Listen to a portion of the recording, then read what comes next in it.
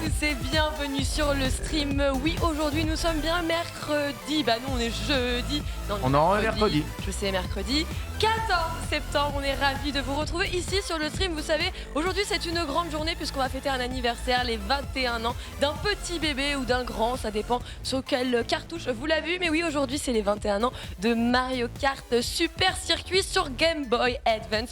On va vous en parler un peu plus tard dans l'émission, mais juste pour vous expliquer, actuellement vous regardez Starter et bah vous savez quoi, ça commence maintenant.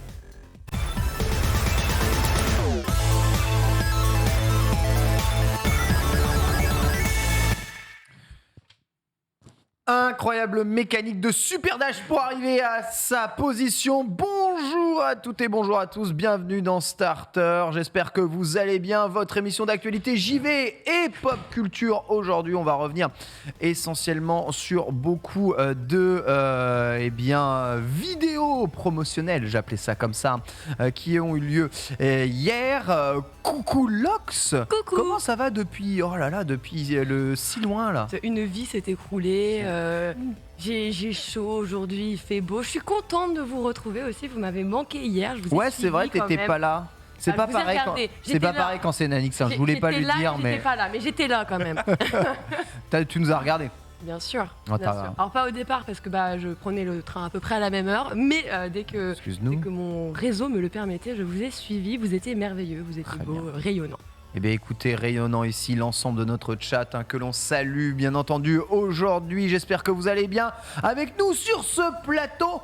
Otaksu, comment ça va Otaksu? Hey, bonjour, merci de m'avoir invité. Énormément de sommeil, puisque je n'ai pas du tout passé la journée d'hier à regarder Cyberpunk Edge Runners en un seul coup. Ça ne sait pas du tout ce qui s'est passé. T'as fait un one shot, j'ai regardé l'épisode 1, il m'a détruit mentalement, c'est dur hein. Eh bah, tu vas payer toujours plus cher jusqu'à la fin. Vas-y, sans vouloir spoiler, c'est du Trigger et c'est du très très bon Trigger, même si la fin du coup, quand on connaît Trigger, joli au passage, on la voit venir un peu. Trop modéré, non, c'est mais ça c'est pas que c'est modéré, c'est qu'on la voit venir. Ah d'accord. Est-ce que Trigger a une certaine tendance dans ses œuvres quand il s'agit de finir des arcs ou tu sais ce qui se passe? J'avoue, c'est souvent l'escalade. Voilà. Mais franchement, c'est du grand Trigger, c'est que du kiff. Moi qui en ai strictement rien à faire du jeu, pour être honnête, j'ai pris un pied fou. Donc, rien à faire du jeu, j'ai adoré le premier épisode aussi. On aura l'occasion évidemment d'en reparler avec nous aussi sur ce plateau.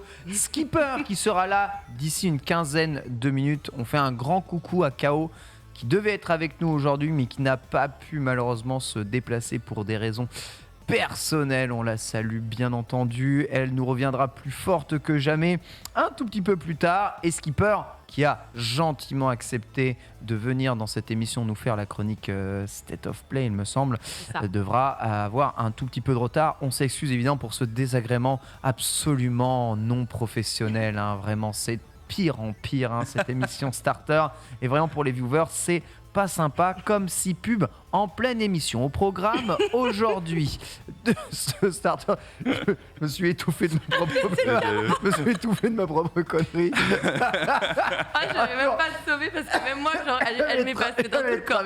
Elle est belle, elle était magnifique. Allez, au menu de ce Starter, on l'a justement ici. De quoi qu'ils vont parler, ceux-là? Ils vont parler de Discord qui arrive sur Xbox, la main tendue. Xbox, il s'ouvre de plus en plus à beaucoup d'applications natives sur PC, voulant une architecture optimisée pour les gamers. Les gamers utilisent Discord. Même si on a racheté des tas de trucs à côté, on va leur donner Discord. Et c'est en test déjà depuis plusieurs mois pour certains membres Insiders. Il paraît que ça marche super bien.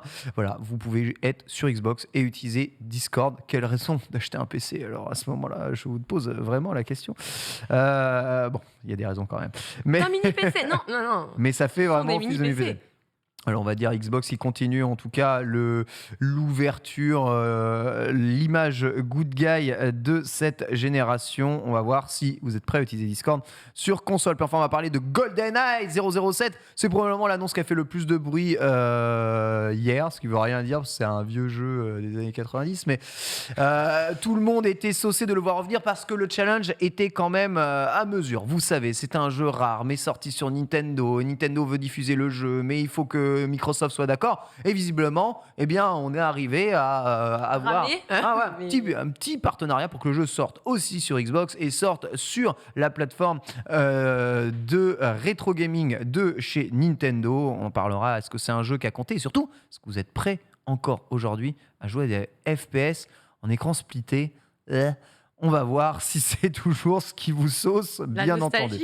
La nostalgie. Puis enfin, on parlera de Black Panther 2. Le film, ne sortirait, on est d'accord, hein, pas en salle. Ça n'est pas encore une annonce officielle en France, puisque vous le savez, en France, il y a cet extraordinaire concept de chronologie des médias, déjà revu en milieu d'année dernière, histoire de l'assouplir. Mais visiblement, pour Disney, ce n'est pas assez souple. On préfère favoriser Disney+, que des salles de cinéma pour leurs films phares. Et on comprend parce que tout le monde se barre acheter leurs abonnements dans d'autres pays ou utilise des VPN. Ça commence à gaver, évidemment, probablement Disney. On en discutera. Est-ce qu'il faut supprimer la chronologie des médias? Est-ce qu'il faut rappeler Disney à l'ordre pour sortir Black Panther au cinéma? Ou est-ce que le cinéma, on s'en fout complètement? Aujourd'hui, en 2022, la question restera posée ici, évidemment, fait débat. On sera avec toi, Otaksu, pour avoir nos attentes du TGS, car ça commence demain. Oui, en fait, c'est le truc que je trouve un petit peu triste quelque part cette année, c'est qu'on a un petit peu oublié que s'il y a un State of Play et s'il y a un Nintendo Direct, c'est le TGS, en fait. On devrait être en fan du dispositif et même pas. C'est aussi un petit peu de la faute du TGS, on va pas se mentir. Ceci étant, il y a quand même, malgré les annonces, la majorité en fait des grandes annonces qui ont été faites pendant le State of Play et Nintendo Direct, il y a quand même des choses à attendre et du coup je vous ai fait un petit listing éditeur par éditeur de ce qu'on pourrait voir sur ce TGS, même si attention, ce sera la grande oui brien, ne vous attendez pas à un nouveau FIFA, ça va être compliqué. Ah oui, non. Oh, la déception du gars qui est devant le TGS en mode... Au mieux, il y aura peut-être un Inazuma Eleven, tu vois. Ils sont où mes jeux américains? Bien sûr. Comment ça, pas de Gears of War? Incroyable. Quelle horreur. Voilà.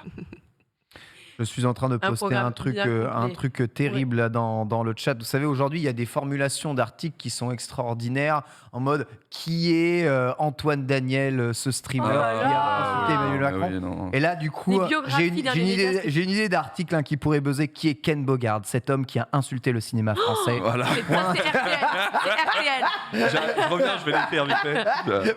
J'ai les sources. N'hésitez pas à faire un article, évidemment. Et notez bien qu'il est en live de midi à 14h dans Starter, bien entendu. Ça ramènera du monde. Les épicurieux, on les embrasse. On va continuer évidemment avec la Select à 13h. Elle rappelle des titres de l'actu. Arrivera effectivement. Alors on va d'abord parler très brièvement du Nintendo Direct, puisqu'on a une émission qui arriverait, qui vous viendra surtout rentrer dans chaque détail avec un avis de spécialiste, évidemment.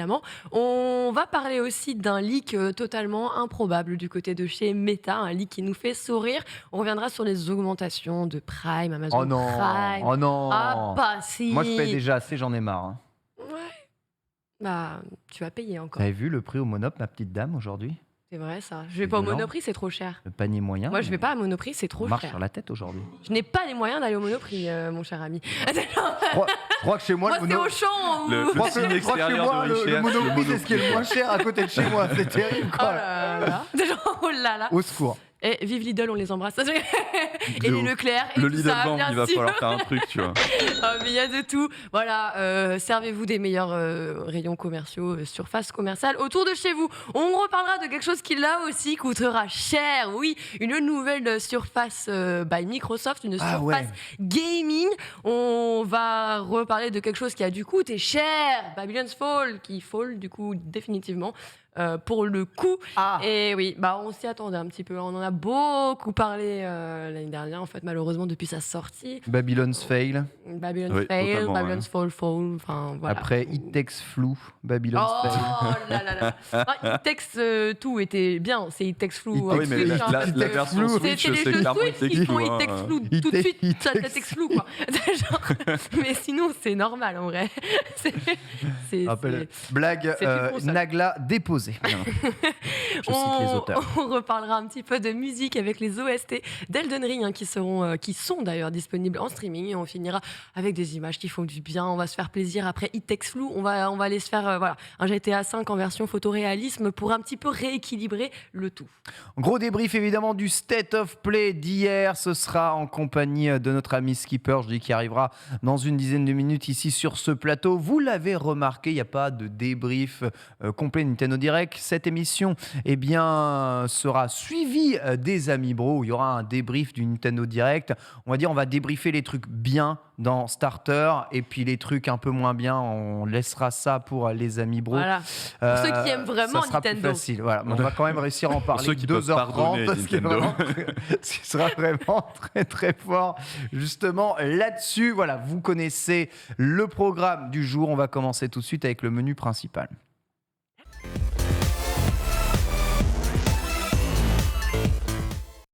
Menu principal de Starter, aujourd'hui, on va commencer à parler un peu de Discord. Êtes-vous utilisateur de Discord ici ? Moyen, pour être honnête. En fait, moyen. J'ai l'impression que c'est vraiment un truc de PCiste, quoi. Vu que je joue pas principalement sur PC, tu vois. T'as pas des communautés, t'es pas sur des Discord rétro gamers, si des tu veux, Discord. Si j'ai des commus un peu chelous comme ça, de Odin ou Shadow par exemple, où je suis dans les Discord, on a notre propre Discord avec la petite commu du site qu'on a créé, le Grand Pop, tu vois. Donc c'est quelque chose de très fermé, genre un forum privé, quoi. C'est pas que c'est tout à fait fermé, voire pas du tout. C'est juste que c'est pas dans mes réflexes d'être sur des Discord, tu vois. Je crois qu'en fait, je me suis tellement grillé ado à aller sur les Skype, à aller sur les forums, des trucs comme ça, qu'aujourd'hui, je peux plus, quoi, tu vois. Alors, j'ai autre chose à faire, quoi, fondamentalement. Donc, j'y passe comme ça quand je veux picorer des infos ou quoi, mais c'est pas dans mon réflexe, quoi, tu vois. Je comprends. Toi, Lox, étant donné que tu es une influenceuse, tu dois avoir un Discord dédié à toi, à ta personne, non ? Quoi ? Ça va, Toutes les influenceuses ont un Discord dédié. Je suis journaliste, en fait.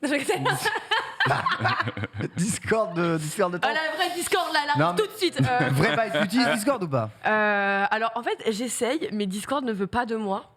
Je vous jure, c'est pas une blague. Genre, Discord me déteste. Genre, à chaque fois, je l'installe, je le désinstalle, je le réinstalle, je fais tout pour avoir les notifications, je les ai pas. Ah, sur Android ? Surtout parce que j'ai eu sur tablette, sur iPhone et tout. Du coup, à chaque fois qu'on m'envoie un message sur Discord, par exemple, je travaille avec Laure Vallée, typiquement, on a une émission qui s'appelle Pixel, effectivement. On a un Discord, tu vois. On utilise Discord. Eh bien, figure-toi que des fois, on me ping. Et Bibu, elle est obligée de m'envoyer un petit coucou, tu pourras ouvrir Discord parce que vraiment, je n'ai pas les notifs. C'est le moment triste où tu dois envoyer un message sur un autre truc pour dire d'aller lire le message. C'est genre ça, c'est ignoble. Ils font ça aussi. C'est terrible. Ils font ça aussi chez Qualité. Hein. La médaille fait. S'il te plaît, tu peux venir sur Discord là. On doit enregistrer le prochain podcast. En vrai, c'est horrible. C'est horrible parce que pareil, parce qu'initialement je streamais quand j'étais journaliste. Et mais voilà, le stream c'était au petit hobby comme ça, quoi. Et j'avais mon Discord et tout, et vraiment une fois je l'ai ouvert, c'était d'une tristesse parce que je suis en mode, j'avoue, je ne vois pas les notifications, je vois pas forcément les messages, et limite je m'en veux. Mais en même temps, regarde, Reddit, Discord, Twitter, Insta, il y a qu'une personne derrière. Voilà. Je crois que c'est pour ça que ça m'a calmé un peu. C'est justement qu'aujourd'hui on est tellement, tu sais, je reçois des notifications toutes les 2 secondes, quoi. Donc j'ai pas envie, en plus de mettre dans un forum de discussion où on t'en prend vraiment plein la gueule, quoi. Enfin, je dis forum de discussion un peu à l'ancienne, mais sur un Discord.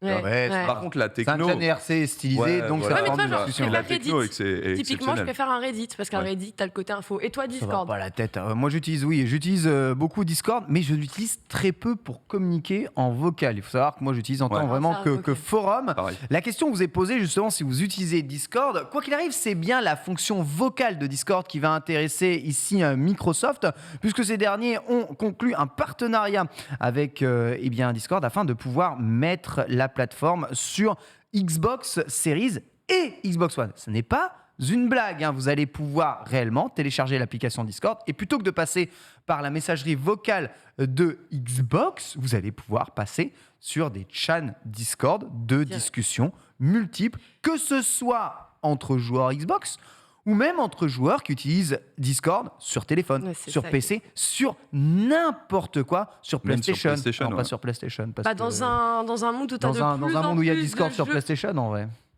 Ça arrive, hein. Ça arrive. Oui, ça arrive. Initialement, je suis même plutôt. Je croyais que c'était déjà déployé en vérité, tu vois. Mais ça arrive. C'est ça c'est sûr. Annoncé, testé. Oui, c'est annoncé. Mais pas. Parce qu'en fait, par exemple, on pouvait actuellement utiliser entre guillemets Discord sur Xbox, mais via le navigateur web. Oui, donc tu peux pas. C'est très problématique. Et là, pour le coup, les vocales, en fait, n'étaient plus possibles. Toi, tu pouvais rentrer dans un salon en vocal. Et si je dis pas de bêtises, tu peux entendre les gens, mais tu ne peux pas, en fait, toi, communiquer directement via le navigateur web. Et c'est vrai qu'on le rappelle quand même, ça fait quelques années qu'on a de plus en plus de jeux qui sont crossplay. Ce qui fait qu'en fait, les gens jouent tous sur des écosystèmes différents et les joueurs consoles étaient un petit peu dans l'obligation de prendre un téléphone avec un écouteur plus le casque de leur jeu pour continuer à pouvoir... Nintendo était visionnaire, hein.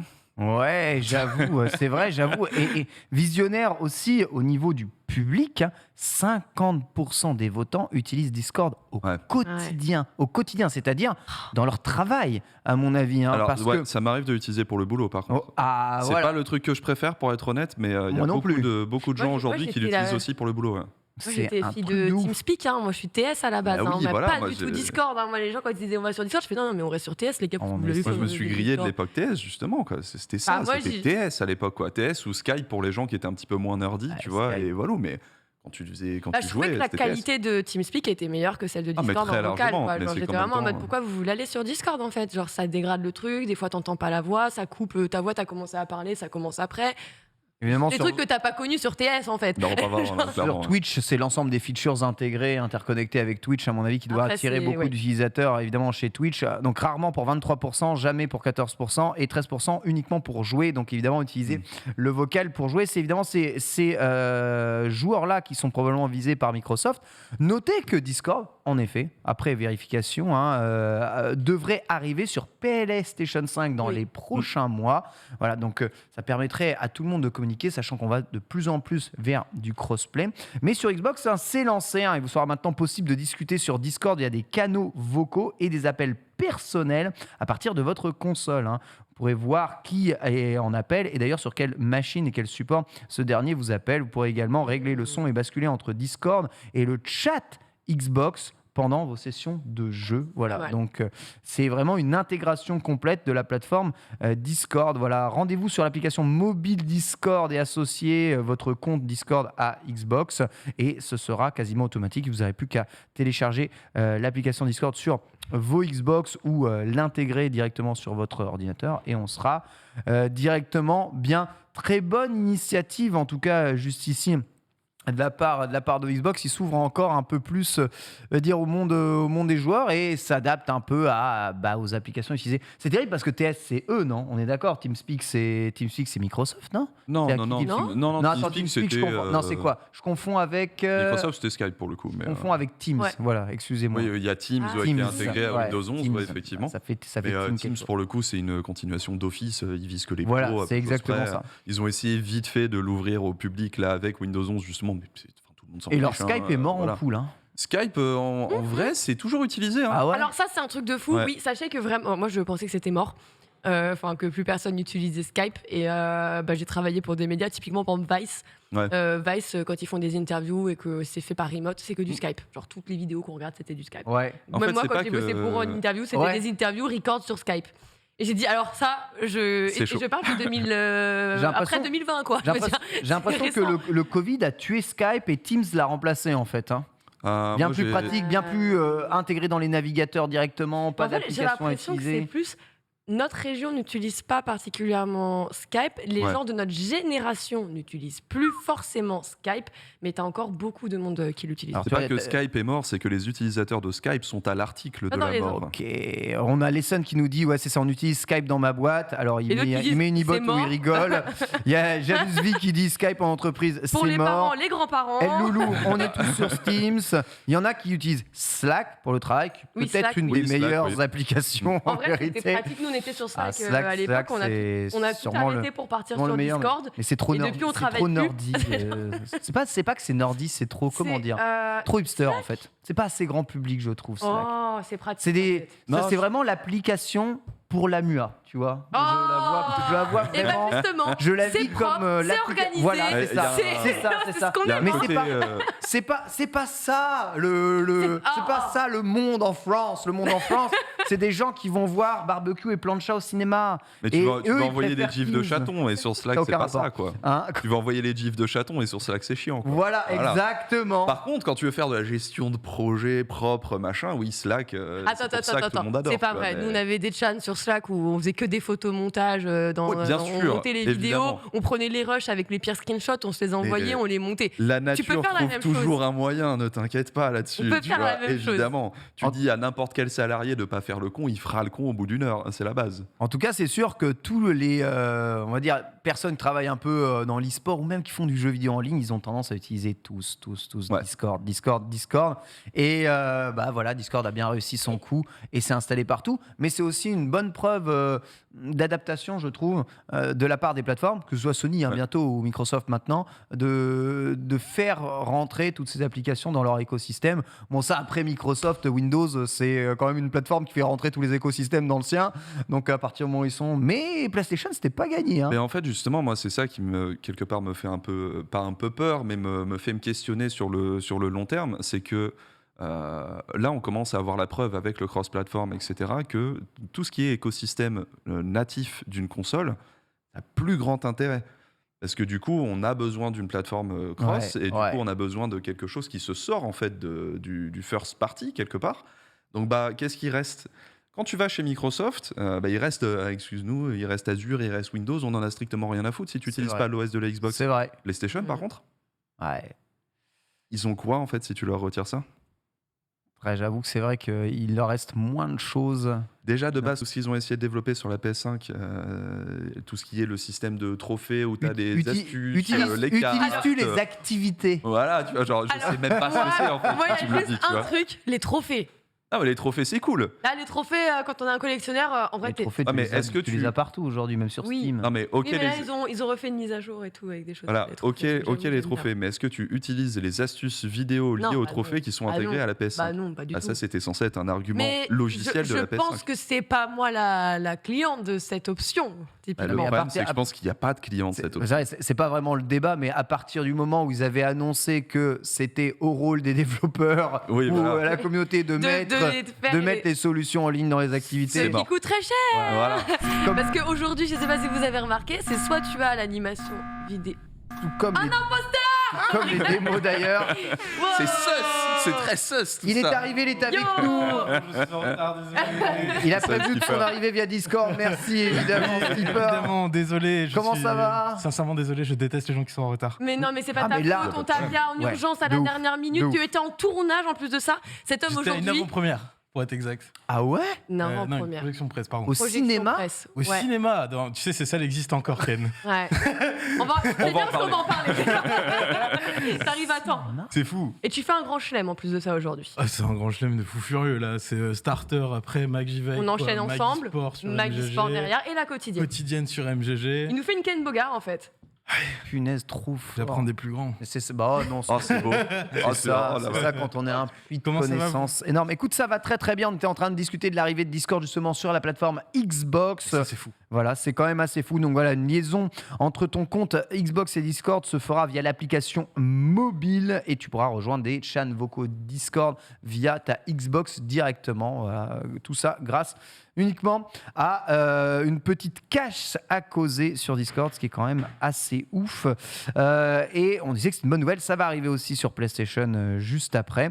On est sur une ouverture de ces supports. Et Otaksu nous faisait la remarque, autant évidemment Microsoft a encore un écosystème, une architecture qui permet d'être c'est un peu intéressant de rester quand même sur Xbox. Sur Tu le as- logiciel, ils ont Ouais. d'autres choses. Quoi. Si Tu as jamais d'autres choses t'enlèves les services d'une console, Ouais. il reste quand même un univers logiciel pour Microsoft qui est intéressant. Voilà. Vraiment. PlayStation, si tu leur enlèves, PlayStation, ouais. plus rien Ouais. en fait. Mais du coup, Discord arrive avant sur Xbox. Alors que ça a été annoncé il y a des mois sur PlayStation. Ouais, c'est exactement ça. Exactement. Très drôle. Mais c'est quand Ouais, mais je pense que. Pardon. Vas-y. Non, J'ai l'impression que ça peut s'implémenter plus facilement avec l'écosystème d'Xbox que celui de PlayStation. Bizarrement. Donc, Bah, en fait, c'est comme Windows si c'était un 10, espèce de de fork façon. Windows 10, donc ça se fait en 5 secondes. Mais je crois aussi qu'il y a eu un effet d'annonce, parce que si je ne m'abuse, et c'est là où ça, dans le fond de mémoire, mais PlayStation avait essayé de racheter Discord pour essayer de les intégrer. Au final, Discord avait fait finalement, on va rester indé, on a un truc à faire. Et c'est là où ils ont annoncé que quand même ça allait sortir. Je pense que c'est pour ça que l'effet d'annonce PlayStation a été prioritaire, mais que après dans le réel, Xbox ça se fait en claquant des doigts. C'est une super nouvelle parce que moi qui traîne beaucoup avec des joueurs PC, ils sont que sur Discord. Et puis quand tu veux jouer à la console, et tu sais, t'as quand même cette envie en tout cas moi j'ai toujours cette envie d'échanger, de discuter et tout. Et c'est vrai que t'es obligé de partir avec des setups mixants, pas l'ancienne. Si tu veux jouer sur console et à la fois parler sur Discord sans avoir 34 casques différents. Donc ça, c'est une super nouvelle pour les joueurs console, je trouve. En tout cas, ce sera mis en place très bientôt. Voilà, on fera peut-être un retour sur comment est-ce que ça fonctionne pour tous ceux qui, évidemment, sont joueurs Xbox. Et vu le nombre de cross-platforms qu'il y a, ça va être, à mon avis, très intéressant. Hein. Beaucoup du State of Play qu'on va vous débriefer ont annoncé énormément de jeux Xbox. Vous n'êtes peut-être pas au courant, mais c'est pourtant bien la vérité. Et ça, c'est beau. On va parler rapidement de GoldenEye 007, le jeu légendaire. Celui qui a lancé probablement la grande vague des FPS 3D multijoueurs, révolutionner un genre quelque part, va revenir à la fois sur Nintendo Switch Online via sa version Nintendo 64, mais aussi sur Xbox via le Xbox Live. En effet, le jeu sera intégré au Game Pass directement avec sa version Xbox Live Arcade d'époque remasterisée en 4K. Voilà la totalité de travail de remasterisation. Ce qui veut dire que Rare, Nintendo et James Bond Bidule compagnie ont trouvé un accord pour repasser GoldenEye. On va voir encore Pierce Brosnan à l'infini sur nos jaquettes. C'est quand même assez fou. Le trailer, il est très très court. On voit juste l'introduction évidemment de GoldenEye. On le connaît maintenant, le jeu, c'est bon. Hein. Je pense que c'est vraiment. Tu mets un trailer de 2 minutes, je serais un peu genre bon. C'est le au rang de classique, quoi. Mais c'est ouf parce que c'est tellement un jeu qui a été fantasmé, ça a été ultra. C'est l'annonce fracassante de la de ouf, franchement de ouf. Les gens étaient trop saucés, si saucés que dans le Nintendo Direct, ils ont isolé la partie GoldenEye arrive c'est vrai. des autres annonces Nintendo 64. Voilà, ils l'ont mis vraiment à part en annonçant en plus que le mode online sera disponible sur Nintendo Switch Online. Alors, je vous nerf immédiatement. L'enthousiasme. Bien que le mode online fonctionne relativement bien sur Nintendo Switch Online, c'est pas le problème. L'idée du mode online de Switch Online, c'est juste de pouvoir jouer avec des gens comme si on était en local, mais à distance. C'est-à-dire que le mode online, ce sera l'écran splitté et chacun jouera la partie de son écran splitté. Mais vous ne pourrez pas jouer sans écran splitté. Online. C'est l'idée d'envoyer le signal d'un émulateur à un autre. Exactement. J'ai presque cru que Nintendo voulait ramener des vrais joueurs, quoi. Après, d'un autre côté, c'est vraiment le Kailera d'époque. C'est l'expérience authentique. Voilà, c'est ça qui est beau avec Nintendo, c'est toujours dans l'authenticité totale. On n'avance pas. Genre, rappelez-vous comme c'était mieux avant, nous on vous le rappelle. Voilà. Ces orfèvres du jeu vidéo. Exactement. C'est de l'orfèvre. Il n'empêche qu'ils auraient pu peut-être essayer de développer un multijoueur online sur le Game Pass et ils ne le feront pas. Le jeu sera uniquement jouable en local, écran splitté en multijoueur sur Xbox. Alors avec des graphismes 4K et du 60 FPS. Donc évidemment, c'est sûr, ça ressemblera à autre chose que les parties multijoueurs qu'on faisait sur Nintendo 64, croyez-moi, puisque le jeu peinait à atteindre les 15 frames par seconde et on arrivait quand même à mettre des têtes au PP7. Vous le savez, si vous avez joué ici. La question que je me pose, évidemment, c'est est-ce qu'aujourd'hui, beaucoup de gens réclament il n'y a plus de local, il n'y a plus de splitté. Mais vraiment, est-ce qu'on est prêt aujourd'hui à rejouer un FPS en écran splitté? Mais de bien sûr. Ouais. Mais tu te rends compte? Vas-y Lox, dis-moi important. pourquoi on peut voir ce que le mec il fait en face, c'est de la triche. Sinon tu mets un carton avec des non justement, moi je trouve que Alors, c'est peut-être, ça y est, on a vieilli. Enfin, peut-être que voilà, c'est l'âge qui me fait sortir une telle phrase. Mais bordel, que c'était bon, en fait, quand nos potes nous faisaient découvrir les jeux. Quand on découvrait souvent les jeux, c'était parce que ton pote venait de l'acheter et tu le testais avec lui directement, tu vois, avec Après les Transplité. cours, viens avec un paquet de chips, on y va. Voilà. Et quand t'avais pas les moyens moi, je me d'avoir suis une console, buté quand sur t'avais le pas jeu. les moyens d'avoir certains jeux, ce genre de choses, tu vois, moi, c'était un peu la façon aussi d'aller découvrir. Et c'était une façon de consommer. Du coup, le jeu vidéo. Et c'était cette dimension très sociale qu'offrait le jeu vidéo. Et je trouvais ça regrettable, en fait, prêches un que sur convaincu. les dernières années, cette dimension-là, tu vois, elle s'est un petit peu effacée au profit de tu Et veux sur jouer les- avec moi en splitté, et faut que tu aies un compte PlayStation, il faut que tu rajoutes ça et machin. Et ça, Sur je les trouve ça- FPS, c'est quand même mieux. Autant je comprends sur les jeux de voiture, sur les, En vrai, tu sais, les ils sont Mario Kart, cool, les les trucs comme ça, jeux. l'écran splitté, c'est cool. Mais sur les FPS, qui est sais un pas jeu, ce qu'il y a de où plus la opti. position est ultra importante, qui est un Mais jeu où regarde t'as quand tu joues à t'as- Black Ops, t'as mais besoin mec, de- les splittés sur Black Ops, c'était trop bien en local, besoin t'avais d'un une belle FOV et télé, tout. c'était Pour moi, OC, ça c'était dépend ok. du gameplay du FPS, au contraire. Parce que tu vois, effectivement, si tu joues à un Valo et que c'est de l'écran splitté, c'est On c'est est juste d'accord, pas on est possible. d'accord, tu Certes. pètes un câble. Mais Non, mais de toute là, façon, on c'est est pas- sur c'est un pas le même mood, GoldenEye, ou alors, tu vois, on va parler d'un autre gros exemple de ça, c'est Halo. Si Halo Infinite a eu une hype de ouf à un moment, c'est qu'ils ont parlé d'un jeu, d'un mode coop, d'un truc splitté aussi. Ouais. C'est recherché, c'est reconnu. Pourquoi ça marche sur Halo et GoldenEye? Parce que c'est des jeux FPS qui sont très arcade. Même si tu connais la position du gars, l'idée c'est quand même de sautiller, de pas shoot grave. et voilà, C'est tu t'en ton fous, skill, hein. en fait. Là, c'est du Oui. skill plus que Oui, le puis fait c'est d'avoir pas- les infos. Vous connaissez T'es mon quand même amour. pas dans le même délire qu'un 1v1 online où ça tryhard. Tu sais que quand tu joues à Ouais. GoldenEye, D'accord. c'est pour Exactement. rigoler. D'accord. Voilà. T'es Après, là pour les chips et la moi, bière. quoi. personnellement, je trouve que ça marche sur GoldenEye. Bon, ça. Il y a le bénéfice du doute parce que c'était comme ça à l'époque et tout, mais aujourd'hui, c'est insoutenable. On est d'accord. Enfin, vous connaissez mon amour pour le rétro, mon côté très rétrograde et vieux, mais je sais reconnaître quand c'est mieux maintenant quand même. Alors, hein. pour Et moi, je suis c'est ça le désolé, truc. mais Le c'est mieux débat- maintenant. C'est clairement Le mieux débat, maintenant. c'est Oui, pas mais l'écran merci. splitté. C'est mieux maintenant, mais je trouve que c'est important de ne pas le sous-estimer et Non, complètement le clairement délaisser, pas. tu vois. Laisser cette possibilité. Je trouve que ça, c'est un petit plus de dire, Ah, ok, la genre, possibilité. Ouais. ouais. Et Là, tu avoir, vois, c'est avoir juste ça en avoir ça en plus. Mais comme par contre, option. si on est tous honnêtes entre nous, le problème, c'est pas l'écran splitté. Le problème, c'est que le gameplay de GoldenEye, aujourd'hui, il est ignoble. Il est infect. Qui a envie de jouer à GoldenEye aujourd'hui? Alors, Mmh. on a les- tous les on a le nostalgies. souvenir de vouloir y jouer, tu vois. On n'a pas Mmh. envie d'y jouer. Franchement, si le jeu est Franchement. fluide, en fait, ça a ce petit côté FPS où Je te souviens plus de la manette, les je mobs te souviens plus, tu vois. sont ridiculement nuls et tu peux les ragdoll à l'infini, Oui, tu bah peux oui, de les ouf, ouais. bolos à l'infini. Ce côté où tu peux facilement abuser de l'IA, les musiques, Mais qui te ramène à une nostalgie de ouf. Cette visée, cette marche, cette ciboulette, cette texture onctueuse. Mais- tu vois, Mais tu vas y jouer le GoldenEye, soir. c'est comme si ton bras, il était comme un sur Ouais. mousse, tu sais, je tape La- ici, je La tape là. vérité, c'est que ça va parler aux nostalgiques. On va C'était tous y jouer génial deux pour soirs. l'époque, mais aujourd'hui, Ouais, mais c'est du coup, ça marche, insoutenable. regardez. C'est pour une nostalgique et ça va marcher. voilà. Regardez, hier, c'est l'annonce qui est sortie du lot comme ça. Bien sûr, mais comme à chaque fois que Code annonce il y a 6 mois le logo MW2, ça a fait exploser Twitter, Bien alors sûr. que en vérité, voilà, ce n'est que de la nostalgie, et je pense que ça ne sera pas gage de la qualité du jeu final. GoldenEye, on va tous y jouer 2 jours, ce sera rigolo. et puis ça va nous faire écoutez chier, ce hein. que j'ai à vous dire, et ça c'est très important. Le jeu arrive sur le Game Pass, ce Ouais. qui signifie que peut-être pour la première fois de l'histoire, on va pouvoir avoir une version officielle de GoldenEye jouable au clavier souris. Il n'y a pas de multi sur la version Game Pass. Il n'y a pas de multi, il y a pas de multi en ligne, il y a une En multi ligne, mais il y a locale. du split, Et le ouais. solo. Mais imaginez GoldenEye clavier souris, mon gars. Autant dire que le jeu qui est pensé pour la manette, si tu lui mets clavier souris, je pense qu'il y a moyen que tous les speedruns de ce jeu tombent à 10 secondes. Ça m'a. Ah, mais ça C'est s'appelle le- n'importe quoi. Ça m'étonnerait pas que le vrai speedrun de ce jeu, ce soit tu clips dans une des textures au début du jeu, tu te retrouves à la fin, tu mets un one shot et c'est terminé. Donc quoi qu'il arrive, tu n'avais pas besoin d'un clavier et une souris, tu vois. Mais... Ça peut être.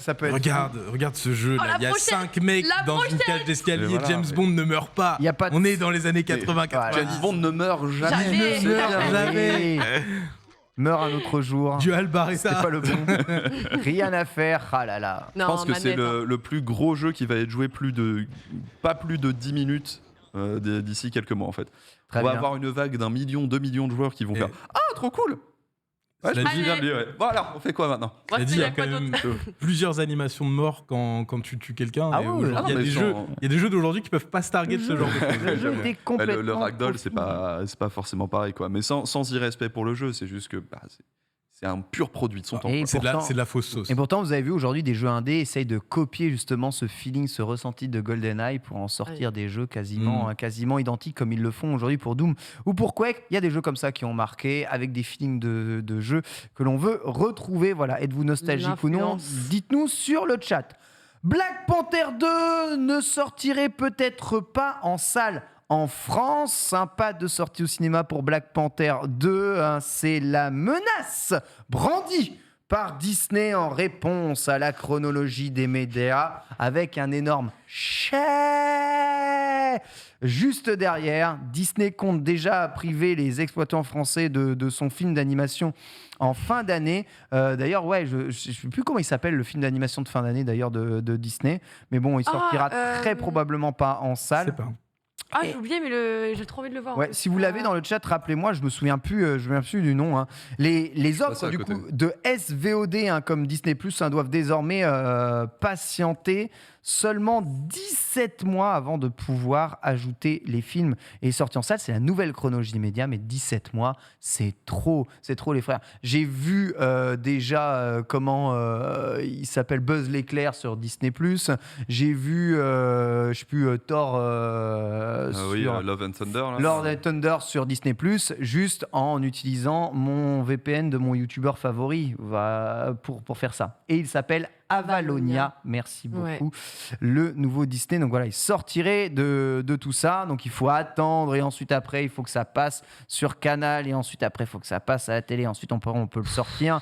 C'est juste. Ouais, quand tout le monde aura mis tous les trucs sur Twitter et que tu auras déjà tout le truc en intégral sur TikTok et que. En fait...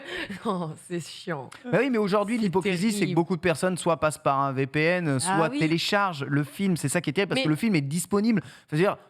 Partout en Europe. Les gens n'ont pas le choix, mais c'est ça, c'est qu'en fait, est-ce que tu as le choix? Qu'est-ce que tu as comme solution en dehors de. Bah ouais, t'es obligé encore d'aller trouver la petite faille, bifurquer. Je vais te dire la solution, mais c'est le Tipiak. Et pour moi, on retrouve en fait plus ou moins le même problème qu'on avait eu à l'époque de la progression du numérique par rapport au physique. Tu vois, c'est que. Tu avais la possibilité d'aller choper ton DVD ou tu avais la possibilité de le télécharger chez toi, le film, et même si c'était illégal, tu le faisais parce que c'est beaucoup plus pratique. Et là, pratique, c'est vrai. Voilà, ils sont en train de refaire les mêmes types d'erreurs où à la base, quand ils ont lancé les plateformes, ce qui a fait que ça a tué un peu le piratage, c'est qu'ils avaient gagné sur le côté pratique. Je paye 10 balles par mois, j'ai tous les films, j'ai même pas à me faire chier à le télécharger. Tout le monde a cédé. Aujourd'hui, tout le monde a fini, tu vas par avoir son abonnement, on en a 14 aujourd'hui. Sauf que cette chronologie des médias qui a été négociée à base de lobbyisme total par Canal et M6 entre autres, c'est en train d'avoir les mêmes conséquences que. Mais il ne faut pas la diaboliser. Non, tu es un homme de télé, Skipper, tu peux quand même nous en parler un tout petit peu. Tu es là souvent pour défendre la télé. Maxime Gérassi le faisait avant toi. Non, je suis pas un homme de télé, loin de là, mais ouais, il faut savoir que la chronologie des médias.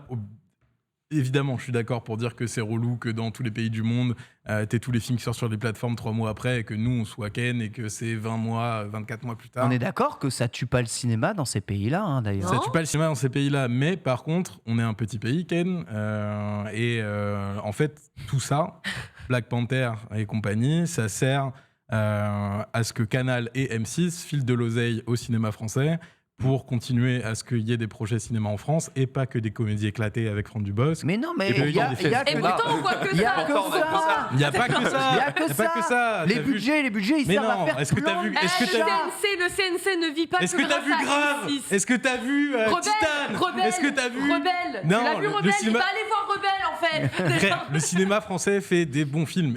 Ça, je dis pas le contraire. Et cette chronologie des médias, elle sert à ce que Canal, M6 fout un paquet d'oseille pour le développement du cinéma en France.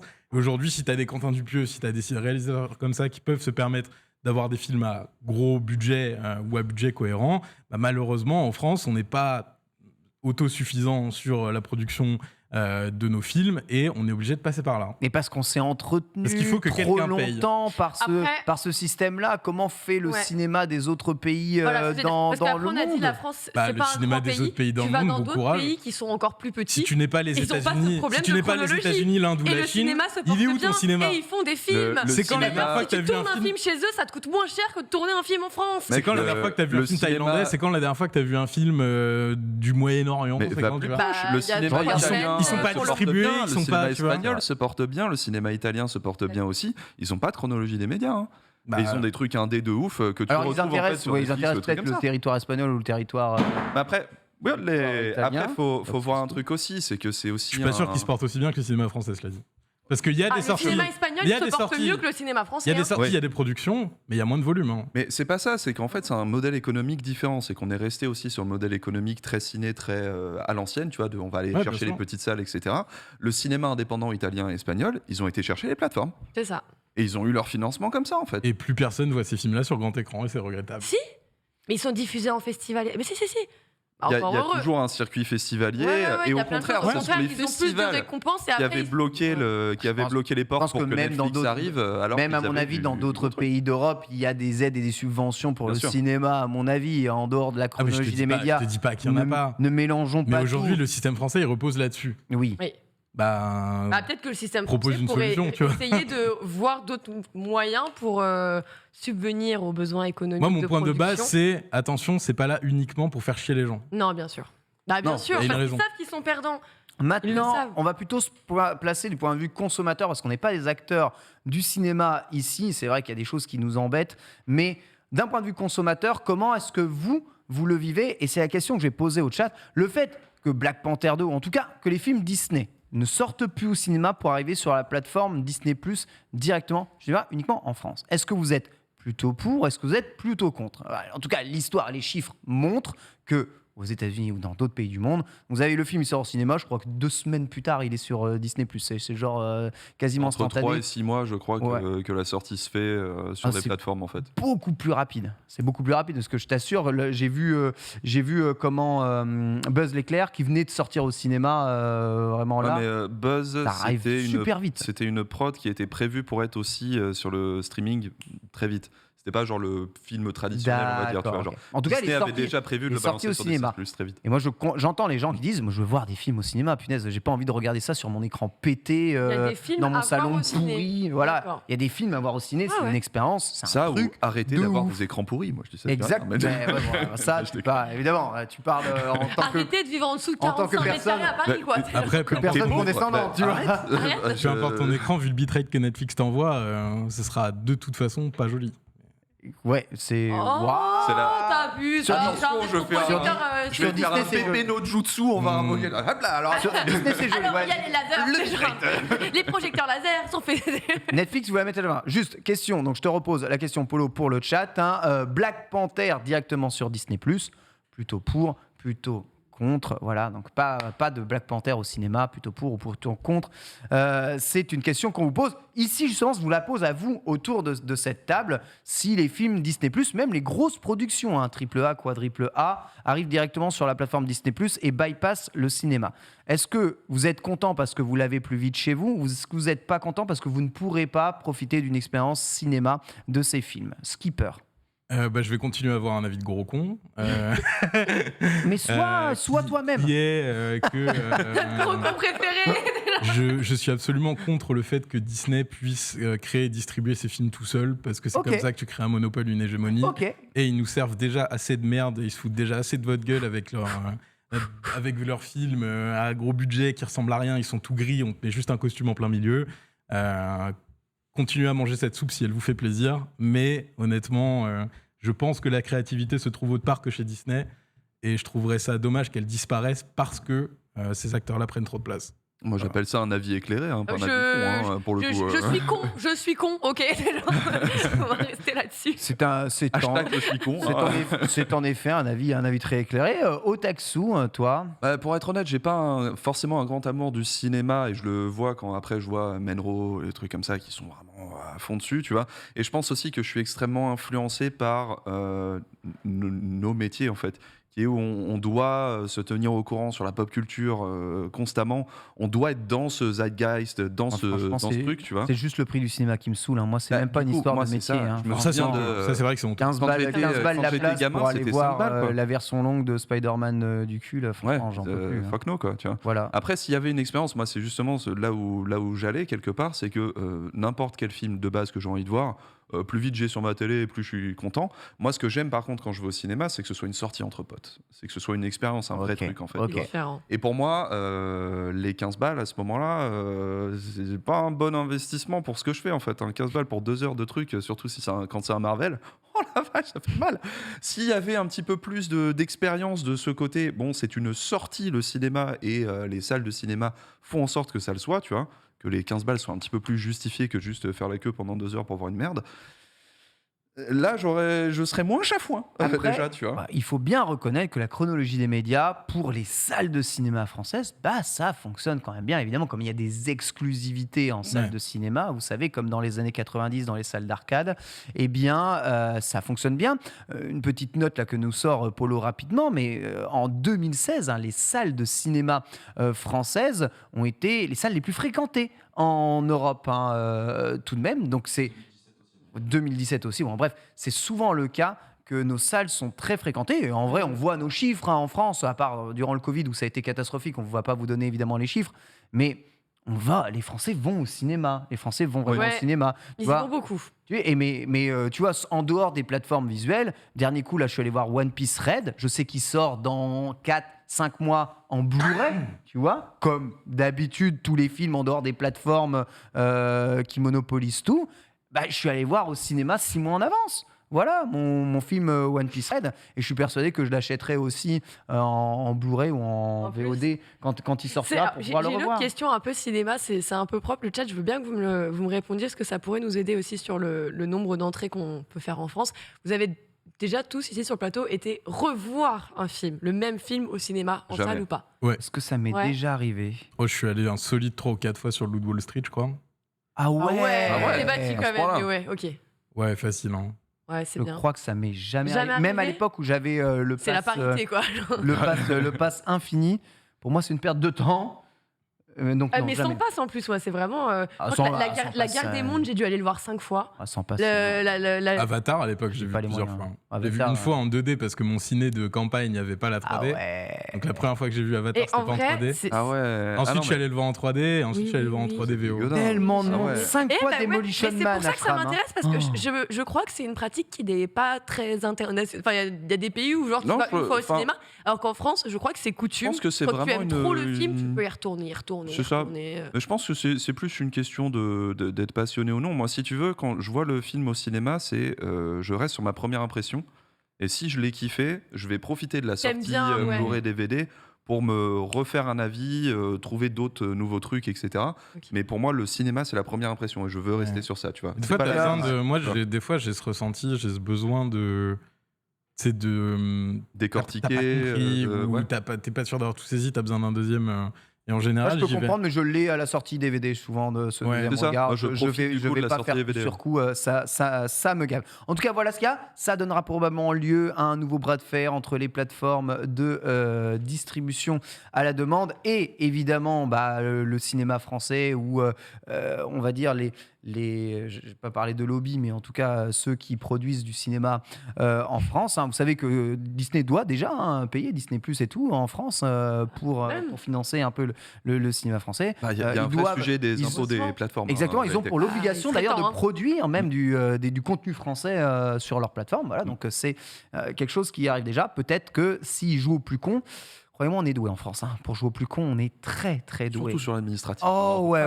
C'est bizarre, on n'est pas très attractif en termes de business quand même. Est-ce que tu as le formulaire 2B avant de dire ça? Je pense qu'il ne faut pas se tromper de grand méchant non plus, parce que là, in fine, qui prend la décision finale de il n'y aura pas Black Panther 2 en salle? C'est Disney. Ouais, c'est ça. C'est Disney qui vous prouve de son propre. C'est ce que je dis. Vous prive de son. C'est eux qui jouent un peu au plus con, et je dis jouer au plus con avec les Français. C'est risqué. En tout cas, on va faire notre plan. Nous, on est des rebelles, d'accord. On ira au Mars, t'inquiète pas. C'est sûr, voir Plancha, le nouveau Franck Dubosc au cinéma dès la sortie. Regardez, Lox a déjà pris sa précommande. Rebelle. on va passer à la prochaine chronique et c'est la chronique d'Otaksu qui va nous parler. Tu vas nous parler de quoi, Otaksu? On va parler du TGS et nos attentes du TGS. Annonces, voilà. Bien entendu, c'est parti, let's go.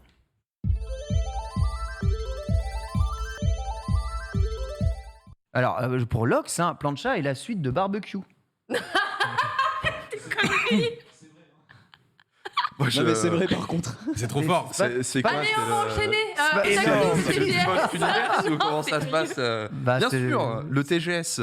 Peut-être qu'ils ont besoin de thunes, le cinéma français. On n'arrive plus qu'à faire des planchas maintenant, c'est dégueulasse quoi. On avait le Ritz à la base, merde. Eh ben, bon appétit chez vous, bien sûr. Voilà. Donc le TGS, bien sûr, pour le Toulouse Game Show, qui sera là du 26 au 27 novembre au Parc des Expositions, avec notamment Frédéric Rénal, Alexis Thomasian et Bernard Minet. Bien sûr que non, même si soutenez vos weeb locaux, c'est très important. Le Tokyo Game Show 2022 se déroule du 15 au 18 septembre, soit à partir de demain, au Makuhari Messe à Shiba, dans le Japon, au Japon, bien sûr. Un peu loin de Tokyo, Makuhari Messe, oui, pas loin. 2 heures de Makuhari Messe, en train. fait, tout le monde le connaît plus ou moins si vous êtes un petit peu weebesque, puisqu'il a accueilli plus d'une fois le Comiket, le grand festival du Dojin japonais. Dojin, pas Erodo, Dojin, donc des trucs amateurs, rien de plus. Et surtout, cette édition est super importante parce qu'en fait, ça fait 3 ans que le Tokyo Game Show n'avait pas été ouvert au public. On a eu des éditions classiques, basiques là, sur ces dernières années, sauf que y avait globalement 3 influenceurs qui se battaient en duel. C'était pas folichon du tout. Et bien sûr, on a toute la grande crème, mais on a un invité surprise cette année avec Xbox, parce que Xbox, ça faisait longtemps qu'on ne l'avait pas vu en fait au Tokyo Game Show. Xbox qui commence à vendre pas mal d'Xbox finalement au Japon. Donc il s'est décidé, on va faire une petite conf, sauf que on va pas en attendre grand chose parce qu'a priori, cette conférence ce sera le Game Pass.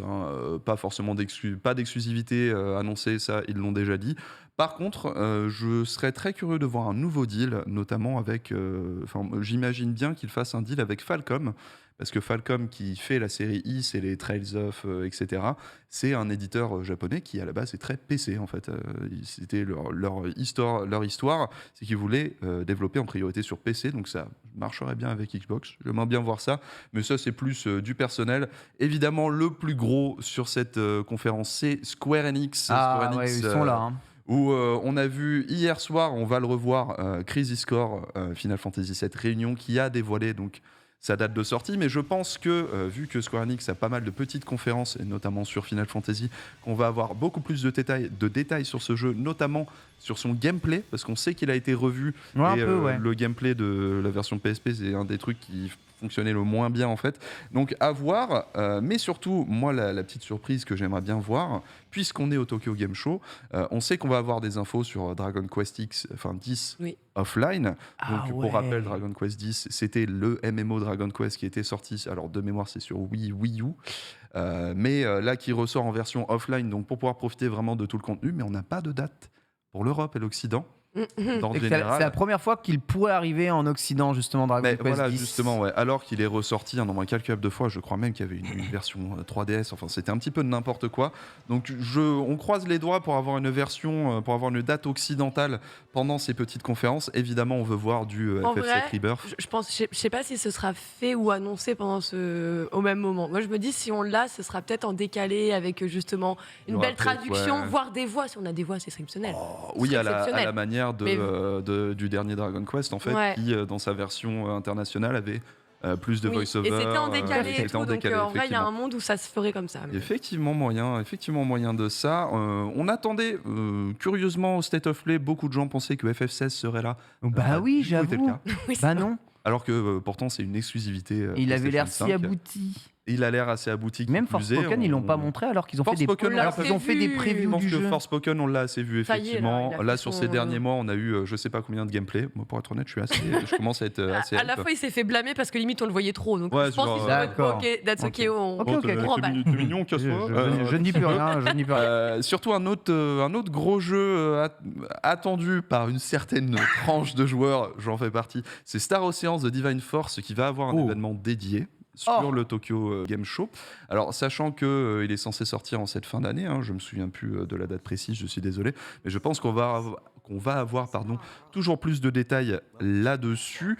Et surtout, moi, un truc qui me passionne un petit peu, même si c'est pas du jeu, c'est que Square Enix a prévu tout un panel, une présentation spéciale PC, l'univers du PC, sachant que théoriquement le Tokyo Game Show c'est pas franchement PC. J'ai l'impression qu'ils sont de plus en plus PC les Japonais. Ils sont de plus en plus PC et que Square Enix justement fasse toute une présentation à base de pourquoi le PC c'est bien quelque part. Parce qu'il faut bien rappeler que le Tokyo Game Show ça reste quand même un événement physique. Donc il y a des conférences pour les attendees, comme on les appelle, les gens qui sont là-bas. Donc cette présentation spéciale PC, je suis très curieux de voir ce que ça va donner. Square Enix qui se positionne positivement sur le PC. Ouais, c'est chelou, mais on sent qu'ils forcent de plus en plus. Je pense que FF14, déjà, on leur a fait comprendre mais il y a des fans de FF sur le PC, en fait. Tu vois. Et petit à petit, les sorties successives. Il y a aussi le fait que Square Enix a un assez bon lien avec le Game Pass, justement, de Microsoft. Ils ont un lien avec tout le monde. Ils ont refait la conf Nintendo à eux tout seuls. De ouf. Ils vont refaire le TGS. Je pense qu'ils savent quoi produire sur quelle plateforme maintenant. Voilà, donc les surprises qu'on pensait avoir et qu'on n'a pas eu, FF7 Rebirth et FF16, pour l'instant on les a pas eu. A priori, je les vois pas venir, en vérité. Il y aura sûrement un petit événement sur janvier-février. Par contre, plutôt garanti Star Ocean Divine Force, c'est plus ou moins le seul qu'on n'a pas encore vu. Valkyrie et Elysium, on espère avoir un petit peu plus de détails. On a ensuite Capcom. Alors là, Capcom, gros panel Capcom. Gros panel Capcom, surtout parce que Street Fighter 6, on va pas se mentir, c'est le gros jeu. On va commencer voir terminer par ça. Sachant que ce qui est plutôt garanti, c'est qu'on va avoir du nouveau perso. Ce qui a été qui a été annoncé avant tout ça, c'est une véritable présentation du World Tour et du Battle Hub. Ah, ok, donc, d'accord. On va normalement enfin comprendre quel est ce mode solo là chelou. Okay. Est-ce qu'on crée son propre perso? Est-ce que c'est NBA 2K ou pas? Ouais, c'est ça.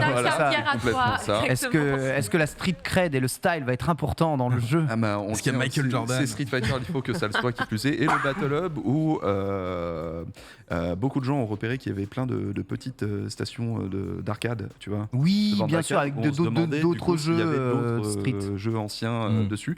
Voilà, Exoprimal risque d'être annoncé tranquille. MH Rise Sunbreak qui va probablement avoir encore un nouveau monstre, évidemment, en extension. Là, le grand point d'interrogation, c'est Resident Evil 4 Remake. Est-ce qu'il sera là? A priori, non.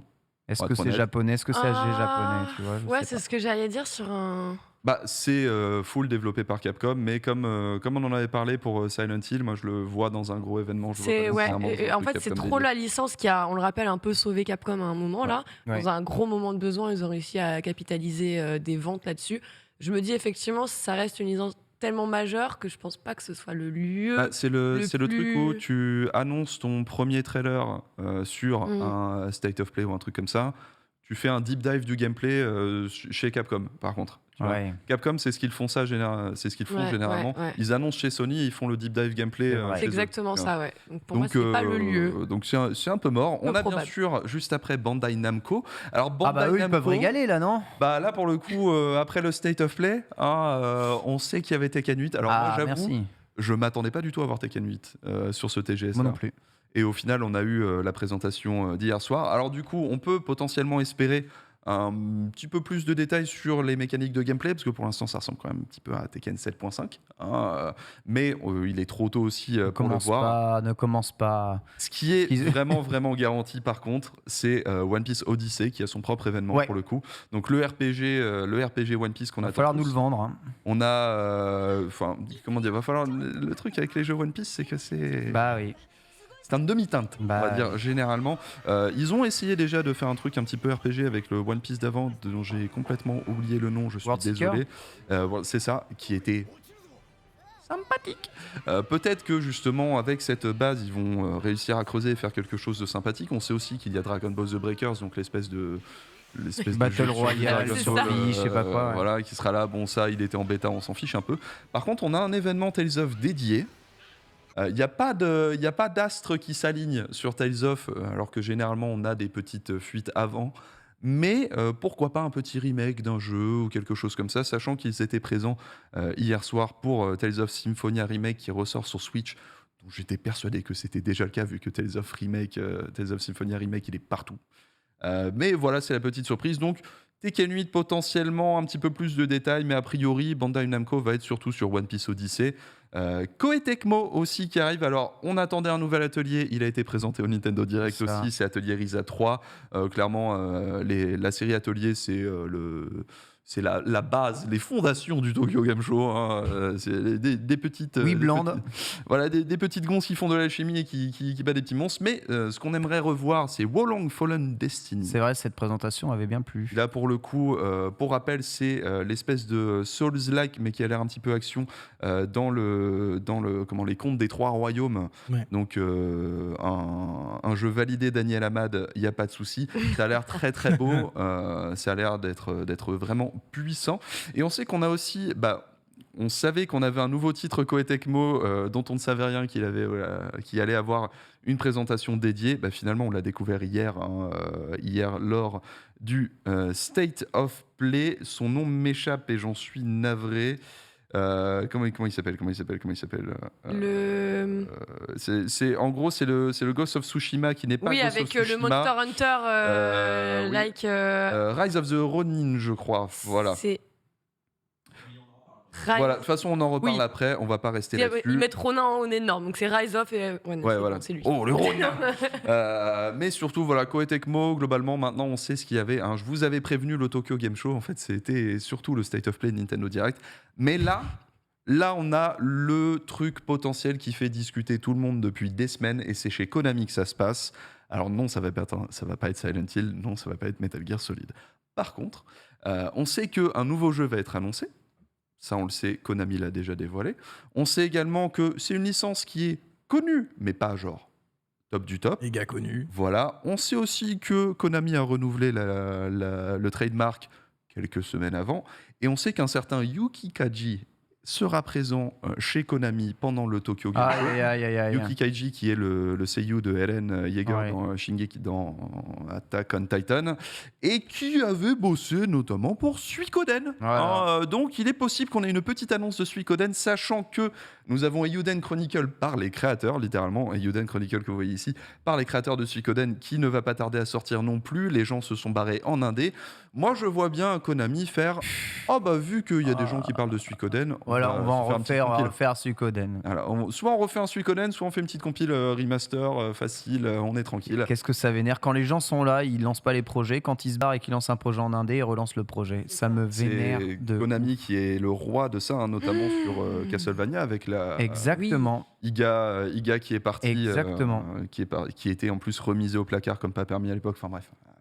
Konami, on le connaît, c'est pas pour rien s'il y avait un hashtag F Konami, j'enlève 3 lettres là-dedans à cette époque-là. Donc voilà, un nouveau Suikoden ou compile. Personnellement, je mets mes thunes sur une compile parce que c'est le plus facile à produire et que Konami refaire des nouveaux jeux, c'est pas forcément. Voilà, c'est dans l'air du temps qui plus est, particulièrement chez Konami. Mais Konami va aussi accueillir d'autres studios et notamment Falcom dont je parlais, qui a Kurono Kiseki 2. Donc le dernier Legend of Heroes qui va sortir, c'est Crimson Sin. Les amateurs apprécieront. Moi, j'avoue que j'aime beaucoup les RPG qu'ils font, un petit peu entre tradition et modernité, tour par tour, mais très action. Donc le prochain Kurono Kiseki, on fait des bisous à Begito, aura le droit à plusieurs annonces chez Konami. Chez Sega, on va faire très très simple, c'est Sonic Frontiers, la grande star. Faut vendre le jeu. Il faut le vendre, il sort à la fin du mois, il faut le vendre comme pas permis. Donc je vois Konami avec un remake MGS dans le chat. Non, clairement pas. Clairement pas. Ne vous attendez vraiment pas à avoir du Silent Hill ou du MGS. Vous allez être déçus. Les grosses annonces TGS, c'est terminé. C'était hier. Oui, c'est vrai. Oui, c'est vrai. Voilà, faut le dire, c'est comme ça. Alors à moins qu'Xbox sorte du chapeau un truc exceptionnel, c'est possible. Sauf que Xbox a déjà dit, ce sera le Game Pass. Donc, Et chez Sega, du coup, Sonic Frontiers, évidemment. Atlus ne sera là que pour rappeler que Persona 3, 4 et 5 vont sortir arriver, un petit peu partout. sortir, Mais Sega accueille aussi Disgaea 7. Tout à On va fait. revoir. Nouvelle version de Disgaea, leur tactique RPG fou. Pour les amateurs de tactical RPG, ça fait partie du haut du panier, voire parmi les meilleurs, particulièrement dans un contexte où Tactics Ogre Reborn va sortir aussi chez Square Enix sous peu. Ça fait plaisir de le voir, mais n'oublions pas quand même, et ce sera pour terminer un petit peu ce tour du TGS, que le TGS, c'est beaucoup d'éditeurs mobiles aujourd'hui, mais que les éditeurs mobiles, c'est plus si mauvais que ça finalement. C'est plus si mobile que ça. C'est plus si mobile que ça. Genshin est passé par là. C'est exactement ça, puisque Hoyoverse, donc l'éditeur de Genshin Impact, qui s'appelait MiHoYo auparavant, sera là pour nous présenter. Alors, on a le nouveau Honkai Star Rail, mais moi, surtout, celui que je veux voir, c'est Zenless Zone 0, où on ne connaît pas grand-chose de ce petit jeu là qui se passe dans un univers un peu cyberpunk, finalement, et qui a l'air un peu good, je suis très pressé de le voir. Merci beaucoup Otaksu. Voilà, on vous couvrira évidemment ce TGS qui commence, dont les conférences commencent dès jeudi. Je vous rappelle que dès vendredi, on devrait avoir la preview de Street Fighter 6 avec du hands-on à vous montrer dans Starter. Et on vous couvrira l'ensemble de ce TGS dans Starter en news, mise à jour et Select. On va passer à la Select, justement le rappel des titres de l'actualité. On a 3 minutes de retard, mais ne vous en faites pas, tout va bien se passer. Okay, on va revenir un peu sur Nintendo Direct et tout ça avec Lox, c'est parti.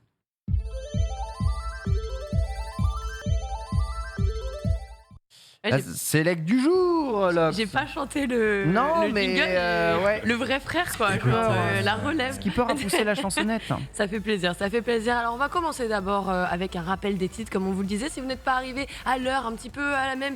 un peu comme Skipper, c'est pas grave, on va te rappeler Skipper ce que tu as manqué. Bon, t'arrives au meilleur moment, on a parlé c'est bien aimable. Avec toi, écoute, ça fait plaisir, on est comme ça ici, on aime régaler les gens. Bien sûr, donc on a commencé avec Discord qui arrive et qui sera donc disponible sur les consoles Xbox, une grande première, et on s'en réjouit. On a enchaîné par la suite avec GoldenEye 007, oui, le grand classique de retour sur une console à l'image de sa génération, de son époque, puisqu'il débarquera à la fois sur Switch mais aussi dans le Game Pass.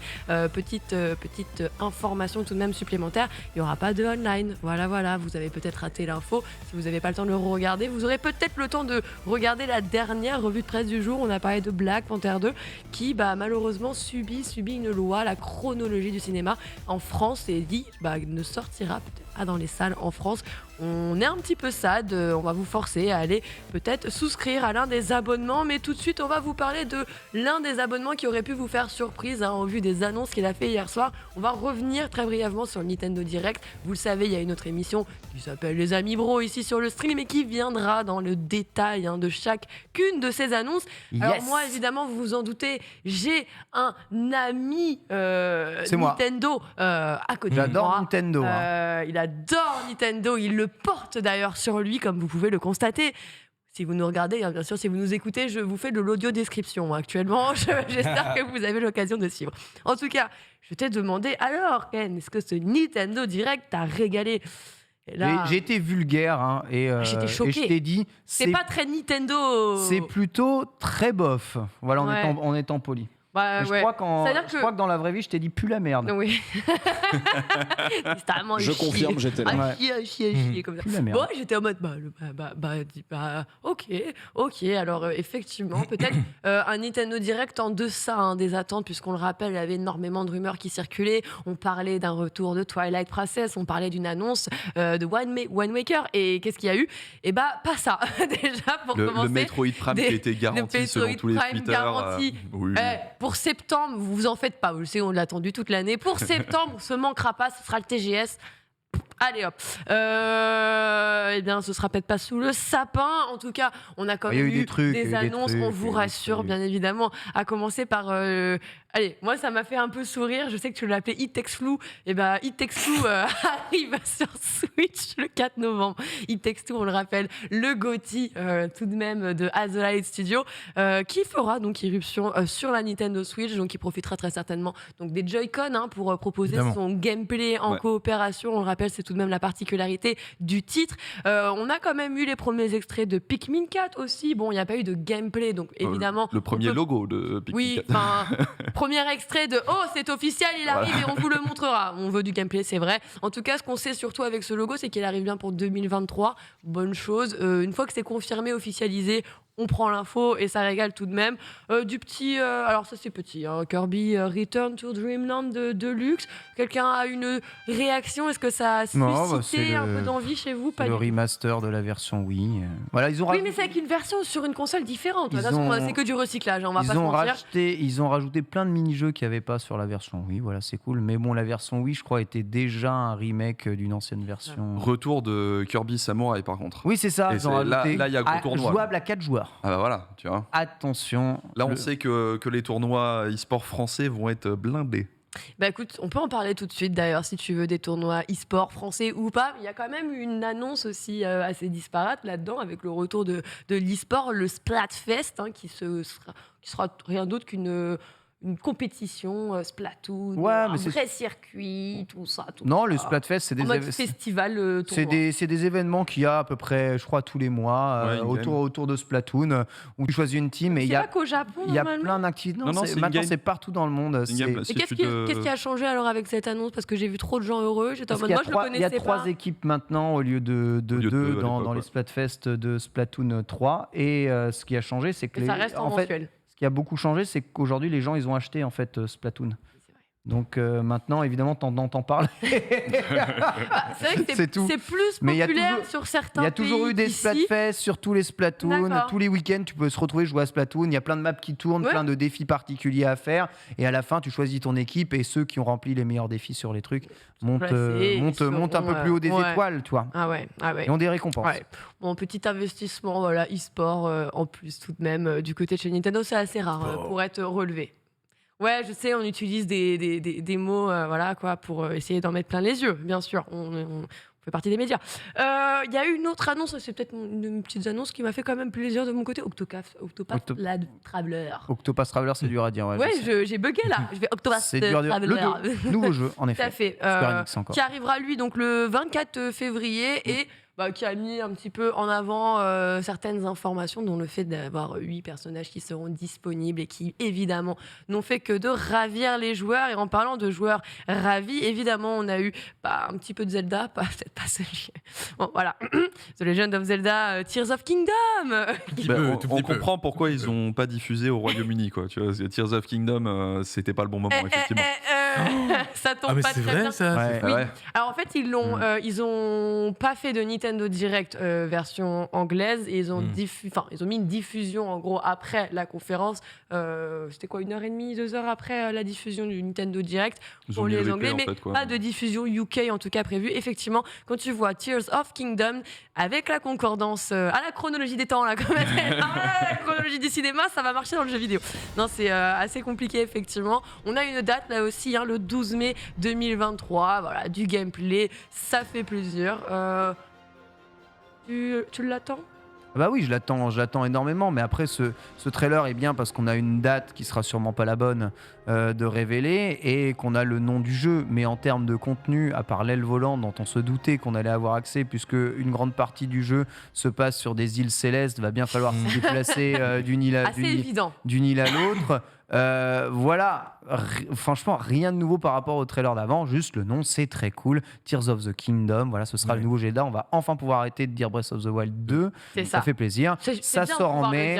Mais le seul intérêt de ce trailer, c'est de prouver que de toute façon, il n'y aura pas de nouvelle Switch d'ici mai, donc vous pouvez l'oublier complètement. Et que c'est après la sortie de ce jeu qu'ils lanceront probablement la promotion, sûrement lancée à l'E3 comme chaque fois dans Nintendo, de la future mise à jour de la machine. Mais c'est un des gros jeux qui va clôturer, on va dire, le cercle de la calendrier, Switch. Exactement. Ouais, ça a l'air formidable, mais voilà, on sent qu'on va utiliser le moteur de Breath of the Wild, tu vois, développer de nouvelles mécaniques dessus, peut-être rendre le jeu plus grandiloquent et gommer toutes les erreurs qu'il y avait dans Breath of the Wild. Donc on a ce côté 1.5 quand même. Derrière, c'est normal, c'est le même moteur, c'est le même genre d'histoire, c'est tout. J'ai eu le côté hype et le côté un peu déçu, tu vois, genre les gens voulaient tellement plus. Bon, j'ai dit écoutez, Moi, j'ai un nom, j'y jouerai par la suite. Et on va parler de l'autre Zelda de la Switch aussi, puisqu'il y a Tunic qui va débarquer sur la plateforme. Et ça, c'est une excellente nouvelle. On le rappelle, Tunic, un jeu modeste développé par de véritables artisans, tu vois, c'est-à-dire une personne qui était d'abord tout seul. Et voilà, l'histoire et l'anecdote, elle est tellement belle que ça fait plaisir. D'ailleurs, c'est notre ami Review qui a sorti une vidéo. Une vidéo dessus, ouais. Sur le sujet. Très intéressante. Comment ? Pardon. Oui, Kao avait fait une oui, chronique c'est vrai. aussi. Krano avait fait une chronique à l'époque, tout à fait. Ensuite, bon, on a eu quand même d'autres petites annonces. Juste pour revenir sur un des petits trucs un peu sniff, c'est il n'y a pas la grosse mage Switch Sport. Pas tout de suite, non, il faudra Non, attendre elle a du encore un retard. peu. Voilà, elle a encore du retard. C'est vrai qu'ils ont mis du temps à la Moi, je sortie. trouve ça dommage. Par contre, ils vont l'ajouter avec le golf et l'ensemble des maps qui Ouais. étaient sortis sur les ensembles de Wii Sport. Donc c'est vraiment cool. Et la dernière annonce, c'est quand même le nouveau Fire Emblem. Ils ont ouvert avec ça, Ouais. mine de rien. Voilà. Bon. C'est ouf à quel Je point trouve que le on héros retient même ressemble à pas. un VTuber. On retient même pas C'est un ça. truc de- Ouais, Non, mais tu sais ouais. qu'en vrai, Mais genre- je l'ai vu, j'ai fait. Ouais. Je Bah, sais que. genre, je là, sais les qu'on- amis bro, ils vont en parler. Ok, c'est bon. Tu vois, je trouve pas ça, je dis pas ça négativement, mais je trouve qu'il y a un vrai côté VTuber dans ce truc, dans ce design, je trouve. Un Non, mais il y en a débrief, trop, un c'est juste qu'on en a eu débrief. trop là. C'est Un bon. débrief non blasé dans les Amis Bro juste après. Ne vous en faites pas. Mais ouais, mais même moi, quand j'ai regardé ce direct, j'étais un peu dans la blasitude. Voilà. La plus Non mais totale. vous en faites pas le chat, on savait que vous n'étiez pas la cible. C'est pour ça qu'on n'a pas pris C'est même trop Ken est la blasé peine par de vous parler de Nintendo. Fire Emblem. On en a déjà beaucoup parlé, il n'y a pas eu énormément plus de choses à rajouter là-dessus. Et puis vas-y, on en a un tous les 6 mois, ça suffit. Allez, on va On va enchaîner. parler de méta qui fait du Ubisoft. Avec notre anecdote qui nous fait sourire, une anecdote qui fait... Bah, en fait, je crois que Meta nous a surtout fait une Apple parce que... Une Apple, ouais. Parce que ça leur fait est longtemps arrivé qu'on aussi, n'avait ouais. pas eu une anecdote Ouais. du genre. Est-ce que vous vous souvenez d'un leak assez improbable avec l'iPhone 4, de comment ça s'était Oui, oui. passé à l'époque? Le mec l'a oublié au bar. quoi. Un mec bourré qui l'a oublié au bar, l'iPhone 4, avant l'annonce de l'iPhone C'est 4. vrai. Oui. Eh bien, écoutez, il se pourrait que l'histoire se répète d'une certaine manière. Alors, cette fois-ci, il n'est pas question d'un bar, mais plutôt d'un hôtel. Parce que le casque VR dans le bar, bon.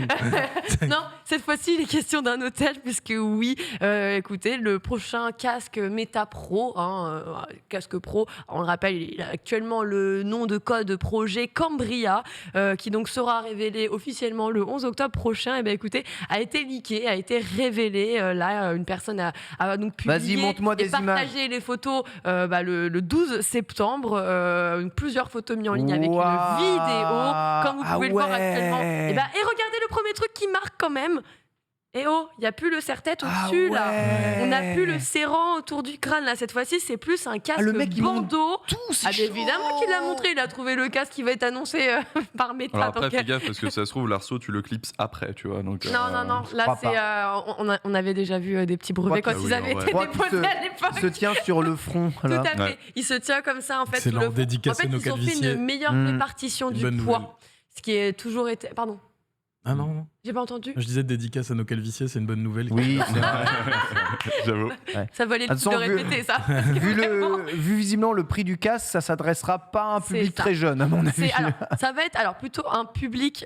C'est clair que le positionnement de l'offre avec par exemple le Quest 2 qui était très entrée de gamme, histoire justement de ne pas arriver avec oui, je sais, les casques VR, ça coûte Convaincre cher. papa, maman que On vient la vous VR, convaincre. c'est possible. Vous pouvez jouer sans fil, sans machin. Donc c'était vraiment histoire de faire un petit peu une entrée de gamme assez intéressante pour les plus réticents. Cette fois-ci, c'est vraiment un casque qui vient se positionner sur quelque chose de beaucoup plus professionnel. On essaye de se rapprocher du haut de gamme qu'on connaît actuellement. Donc on pourrait penser au casque Valve Index typiquement. Donc là, on va aller sur une gamme au-dessus. On voit meilleure répartition du poids. Donc ça veut dire que normalement, si vous avez une utilisation un petit peu plus longue du casque, en fait, tu vas pas avoir ce problème. Parce que c'est vrai qu'un casque, anciennement, en tout cas, quand on avait un HTC Vive à l'époque, je sais pas pourquoi je te fixe comme si tu avais un HTC Mais Vive à y a l'époque. pas de problème. Mais Je suis avec toi jusqu'au bout. Moi, ne j'avais t'inquiète pas. un HTC Vive à Oui. l'époque. En fait, le problème de ces casques-là, c'est que vraiment, au-delà de 45 minutes, tu sentais le poids là, tu vois. Mhm. Et t'avais même la petite marque et tout ça. C'était Moi, je fatigant. puais du front. Oh. Déjà. Mon Dieu, Ken. Alors, on va ça dire se que c'est la nettoie. faute du Vive. Ça se nettoie et ça c'est cool parce qu'on a de quoi nettoyer et voilà. Mais effectivement, en tout cas pour revenir sur cette petite anecdote, on a vu aussi les petits Knuckles, ces Knuckles Ouais. qui ont un format assez différent et d'ailleurs qui font vachement penser à ce que pouvait faire Nintendo avec la Wii U ou encore les Joy-Con qu'on peut connaître actuellement à la Alors, Switch. je vais pas te mentir, la forme ronde des manettes me rappelle la Saturn. en fait. Mais oui, mais c'est. Ouais. Tu vois, j'ai l'impression de voir une manette de Saturn coupée en deux. Quoi. Ouais, tu l'as redivisé, tu gardes les deux je vois petits. ce que tu veux dire. Très rond, quoi. Ouais. Bah, ça ressemble aussi à. Bon, en dehors de l'anneau qu'avait rajouté Valve avec l'index, le Knuckles du Valve, si tu enlèves l'anneau, c'est vrai que c'est quelque chose de très circulaire. C'est 2 méga joysticks que tu as entre les mains, tu es en train de me mimer. Je te mime le joystick. Oui, merci. C'est un travail d'équipe. J'ai beaucoup de mal à ne pas parler avec mes mains et je m'en excuse. On travaille à deux, tu sais. On est là studio, ensemble. C'est un binôme, t'as vu. En tout cas, voilà, je vous le rappelle, on aura donc officiellement toutes les informations qui arriveront lors de la conférence Meta Connect, du coup, parce que ça a changé de nom, on le rappelle, c'était l'ancien Facebook Connect, qui donc arrivera donc le 11 octobre. En tout cas, voilà, ce qu'on sait, c'est que la personne qui occupait la chambre de l'hôtel a depuis réclamé le casque. Très compliqué pour lui. On ne sait pas s'il a réussi à conserver son travail, en tout cas. Allez, on va augmenter nos prix, nous aussi, un peu comme Amazon. On augmente nos prix. Cette transition de l'enfer. Waouh. N'hésitez pas de sub à la chaîne, on augmente nos prix. Allez-y. Lâchez vos primes, c'est le moment. Voilà, on essaye de ratisser tout ça. En tout cas, on a vu beaucoup d'articles titrés le fait que Amazon avait augmenté ses prix plus tôt que prévu. Eh ben non, en fait, la vérité, c'est que non, c'était annoncé. Vous aviez jusqu'au 15 septembre, justement, pour profiter des anciens tarifs de Prime. Prime Video, c'était indiqué déjà depuis le 16 août dernier sur la page d'inscription du site Amazon Prime. Désormais, donc, qu'est-ce qui va se passer ? Vous allez devoir débourser 6,99 par mois si vous souscrivez un abonnement mensuel, mais si vous préférez plutôt aller sur quelque chose d'annuel, comme vous le voyez actuellement, on sera sur du 69,90 par mois. C'est vrai qu'elle est loin, à l'époque on payait 49 €. Alors, voire 24, parce que moi je suis glitché, je suis resté en Prime Student. Moi aussi, figure-toi, et je ne sais pas pourquoi. Ça fait littéralement 15 ans que je suis Prime Student, quoi. Continuons à être étudiant, ça me va très bien. Mais moi, Ils sont pas très regardants. Hein. Je pense que j'étudie la vie, j'étudie des choses métaphysiques, métaphoriques. Donc à partir de là, on est bon. Hein. On est tous un peu étudiants. Hein. Vous apprenez beaucoup dans cette émission. Vous êtes en études. Demandez le Prime Student, évidemment. Ici, 70 € par an. Allez, 70 €, ça vous paraissait cher ? Et attendez de voir ce que Microsoft vous réserve avec son prochain Surface Gamer. Non, c'est bien, c'est une Surface Gamer. En vrai, c'est plutôt cool. La bonne nouvelle, c'est que si on avait besoin d'ajouter une corde à l'arc de Microsoft aujourd'hui avec ils ont quand même pas mal de surfaces. Hein. Il y a la Go, la Pro, le machin. Enfin bref, il y a pas mal d'entrées de prix. Il y en a pour toutes les gammes. Mais c'est vrai qu'on avait cette envie et peut-être ce besoin pour les joueurs d'avoir quelque chose de très très très performant, quelque chose de dédié en fait un petit peu au gaming. Voilà, les PC Master Race se comprendront. Et justement, on a une petite fiche technique qui a été postée par theprimegaming.com où on nous fait part de petites cartes graphiques type RTX 3050 Ti ou encore 3070 Ti aussi. Voilà, donc deux cartes Nvidia, on le sait, qui sont plutôt taillées pour ces activités-là. C'est un PC portable. Hein. C'est une surface. C'est vraiment la petite surface comme on connaît les surfaces Microsoft. Donc une 3060 Ti, c'est 3070 Ti 3070 dans un laptop de 2 cm d'épaisseur. Écoute, apparemment c'est le projet. On espère que ce soit officialisé très rapidement parce qu'on le rappelle, on a une conférence qui tombera donc le 22 septembre. Donc si ça tombe là-dessus, d'après vous, combien cette surface pourrait coûter ? Parce qu'on n'a pas le prix, bien sûr. Ah oui, ça c'est évident. On n'a pas le prix, mais on connaît le prix. Là, c'est entre 2000... 2005. Ah ouais. Pour une config comme ça, quand tu es avec un constructeur qui n'a pas beaucoup de marge, entre 2000 et 2005. Donc là, tu as 2005-3000. Facile. Ouais. Ah bah oui. Et c'est le prix d'un vélo. Oui. Et là, t'as bugué. C'est très commercial. Et là, t'as bugué. Ça va être... honnêtement, je pense que il va peut-être y avoir même plusieurs versions qu'on a vues. On a plusieurs cartes graphiques et tout. Et moi, je pense qu'il pourrait aller taper jusqu'aux 5000. Parce que là, on dit gamer, mais évidemment, ça concerne aussi toutes les personnes qui travaillent dans les effets spéciaux, la FX, enfin voilà, tous les UX. Dans les faits, pour moi, utiliser ce produit. C'est pas un ordi gamer. Ouais. Alors, du coup, il est un peu, tu vois, il est sur l'échelon entre les deux. Il va être tellement puissant que même les gamers vont pouvoir en profiter comme un truc de gaming. Ils avaient déjà les Surface Book qui avaient des, alors de mémoire à l'époque, c'était des 1660, à moins que c'était les 2060 intégrés au clavier que tu pouvais utiliser pour jouer. Il y avait pas de souci. Mais le produit n'était pas vendu pour jouer. C'est Et ça. si Microsoft demain fait un truc pour jouer, c'est sous la marque Xbox, c'est pas sous la marque Surface. Ah. Donc pour moi, c'est zéro un gaming laptop. Mais Ouais, je vois ce que tu veux dire. tu vois, genre, Ouais. Bah, Est-ce moi, que le ce sera produit mon s'appelle- gaming laptop par la Le suite. produit s'appelle Surface. Ouais. Il s'appelle C'est Surface Surface. Gamer, enfin Gamer Gaming, ou il s'appelle. On n'a pas le vrai nom officiel. Ah, Tu vois, ok. c'est un leak de The Prime c'est Gaming le, qui a ok, sorti c'est la le fiche sobriquet technique, qu'ils soi-disant. l'ont donné, Ouais, mais c'est ça, ça ouais. n'a pas de sens. C'est nom mes de yeux. code. Écoute, on Du en coup, oui, répliquera effectivement, ça s'appelle le 22 septembre. T'as la On- Surface on Xbox. Ce serait incroyable. j'en rêve, En hein. vrai, ce serait... moi, je kifferais de fou. Là, je jette ce truc de Surface Xbox. Déjà, je jette ce bordel là pour avoir un vrai truc. Voilà. Nixpass. Nixpass. Nixpass. Oh Ouais. Tu devrais travailler dans le marketing. Ouais. Attention quand même. Ouais, j'avoue. Xpass, J'ai eu le retour de truc qui fait ouais. non. Allez, J'ai on va plein de enchaîner parce qu'on est en retours train sur de Xpass. dépasser. On est en train de déborder sur nos timings. Je vais aller très rapidement, un petit peu comme la durée de vie de ce jeu, malheureusement. Babylon's Fall. Je suis dure aujourd'hui, je suis désolée. Babylon's Fall va s'arrêter. Plus de respect dans les transitions, c'est une horreur. Salut mon Mais pote. ça y est. Je suis désolée, il y a des jours un peu roue libre, j'ai très chaud. Voilà, alors on a quand même malheureusement une triste nouvelle pour Square. On l'avait vu, un jeu qui ne s'est jamais totalement bien porté en dehors du fait des OP, qui avait mis en avant tout de même le titre. Malheureusement, ça n'a pas vraiment su perdurer par la suite. On avait des recrues de une vingtaine de joueurs, ça chutait. Du coup, le jeu continuera d'être actif jusqu'au 27 février prochain. Il accueillera sa toute dernière mise à jour pour les derniers joueurs restants. On parle vraiment d'une dizaine de joueurs. Pour tout vous dire, d'ailleurs, cette semaine, il n'y avait que 9 joueurs. En vrai, moi, ça me fait de la peine quand même parce que le jeu n'était pas si horrible que ça. Maintenant, c'est Tu te sens un peu unique quand tu joues à un jeu à 9. moment un peu fenêtre aussi. Il est sur sorti au mauvais moment. Ils ont avec essayé de faire un modèle économique qui très maîtrise compliqué. pas. C'était très très très Il y compliqué. a des raisons quand même. Voilà, donc dernière mise à jour le 29 novembre qui donc arrivera Adieu. pour ces pauvres petits joueurs restants. En tout cas, voilà. Petit ange parti trop tôt. Oui.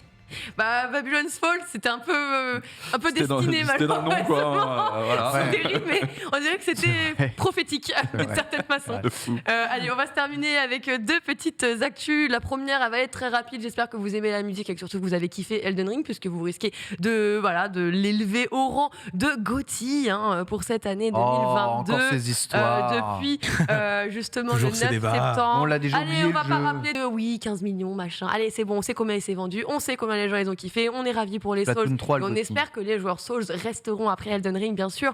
Et du coup, donc depuis le 9 septembre, la bonne nouvelle, c'est que Tsukasa Saito et son équipe avaient travaillé sur tout le design, toutes les OST présentes dans le jeu Elden Ring. Et bien, sachez que les 67 tracks composant et suivant le jeu sont disponibles sur Boum. à peu près toutes les plateformes Trop de cool. streaming, à commencer Trop cool. donc Spotify, YouTube Music, Amazon trop cool, Music, trop cool. Deezer, Apple Music, iTunes Store, Qobuz, Napster et même Tidal.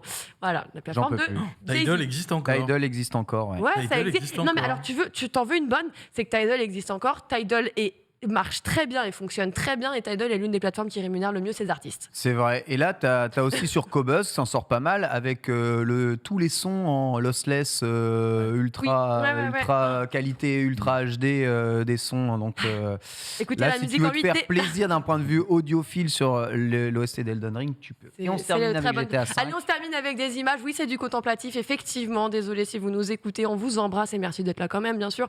Mais écoutez, un petit GTA 5 en photoréalisme. Après It Takes Two, on s'est dit que c'était bien de se terminer là-dessus. Du coup, est-ce qu'on a des petites images de prête, mon ami Polo? Oui. Non. Mais Tu veux- reste pas comme Je- ça. Reste pas comme ça en disant c'est- rien, Love. c'est Ça va pas- pas, il faut combler les c'est- vides. Sinon, on est là. Est-ce qu'il y a les images? Ok. D'accord. Malaise. On fait monter le malaise. On attend, Bon, on attend, bah, on attend, écoutez, on attend. Regarde, ça charge On a en pas- plus derrière. Regarde, ça charge Ça derrière. charge, Et là, on se sent seul. C'est un petit peu à l'image de ce qui Du se nouveau passait pour nos dans- amis dans ma- d'outre-Fiévrin, dans ma amateurs de la tête. Batavia. Mais voilà, écoutez, il y a une intelligence artificielle qui a utilisé l'un de ces outils justement pour aller remettre. En fait, je voulais le faire en synchro, tu vois, pour un petit peu commenter les images qu'on C'est- regardait.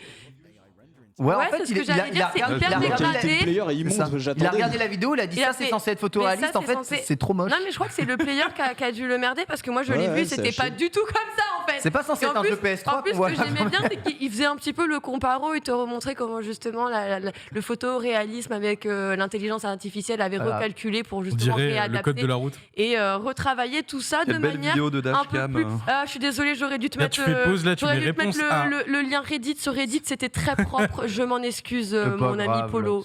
Je suis désolée. Allez, on va se quitter là-dessus. Je suis désolée. Voilà. Oh, mais t'excuses pas, ça fera un excellent article sur JV. C'était flou comme il texte flou. Ah, j'avoue. Désolée pour le pire. GTA, ça a toujours été. J'avais qu'à pas troller mon jeu préféré de l'année. Voilà.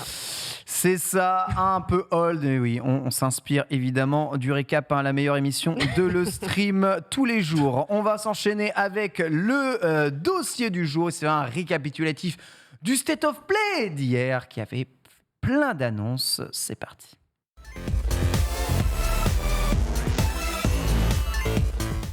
Gros point State of Play avec Skipper aujourd'hui, un incroyable State of Play d'hier, incroyable, je ne sais pas si c'était si incroyable que ça, mais au moins on a eu bien aimé sur 10. Ouais, écoute. On va dire qu'après le Nintendo Direct, disons que ça mettait quand même en joie. Ouais, non, ça a mis bien quand même.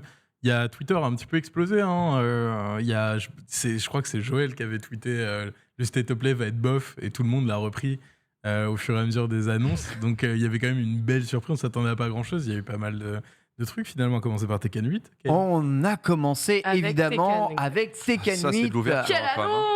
Après un teaser énigmatique à l'Evo. Certains diraient une 2022. annonce coup de poing au State of Play. hier soir. Exactement.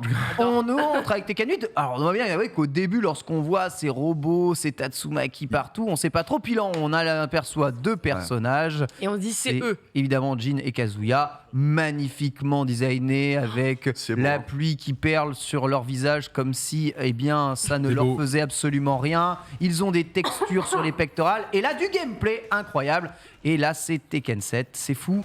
Et repart sur des actions, boum, un peu plus scénarisées. Donc, excellent trailer qui mixe en fait des phases de faux gameplay, donc qu'on appelle du in-engine, et des phases de cinématique super bien montées. Ça donne méga comme envie. le mode story le faisait beaucoup. Ah, c'est vrai. Dans Tekken 7. Beaucoup trop peu dans Tekken 7. Là, il remonte un petit peu sur le même truc. Moi, ce qui me fait marrer, je t'avoue, c'est que sur cette génération, de toute évidence, les annonces des jeux de combat sont faites pour les Fujoshi et les fans de Jojo. Ouais, un C'est peu. regarde ces muscles saillants avec de l'eau Ah, dessus. mais t'inquiète, Bandai, On voit la transpiration. On voit la saleté, on voit la sueur, on voit surtout que la musculature des Mishima, c'est un peu des sculptures dans le marbre. Ça n'a pas l'air de bouger d'un poil tellement ils ont l'air C'est Dieu grec sur dos, solides. Ouais, c'est ça. Ils sont tellement congestionnés qu'ils ne bougent pas. Ah, et pourtant, ils ont les bras plus grands que les jambes. Ça reste Tekken, on rappelle, Oui. Évidemment. Faut bien alors, c'est mon corps. faut bien ça passer va. des DF2. On voit ce que lui semble être une super à la fin. Et enfin, les liens qui se brisent entre le père et le fils. c'est Et beau. ces En vrai. liens qui marquent le 8 de Tekken 8. Puis alors magnifique. le 8 Ouais. qui marque, qui fait un peu chaîne infinie, Mais éternité, qui remet le 8. Oh, c'est bon, ils ont tout. C'est beau. C'est beau. En vrai, comment ne pas être content quand on voit ça? Les fans de Tekken disent Ouah, bon sang, enfin on va arrêter avec Tekken 7 sur des vieux graphismes d'il y a 7 ans. Hein. C'est Ouais. vieux la version arcade de Tekken 7.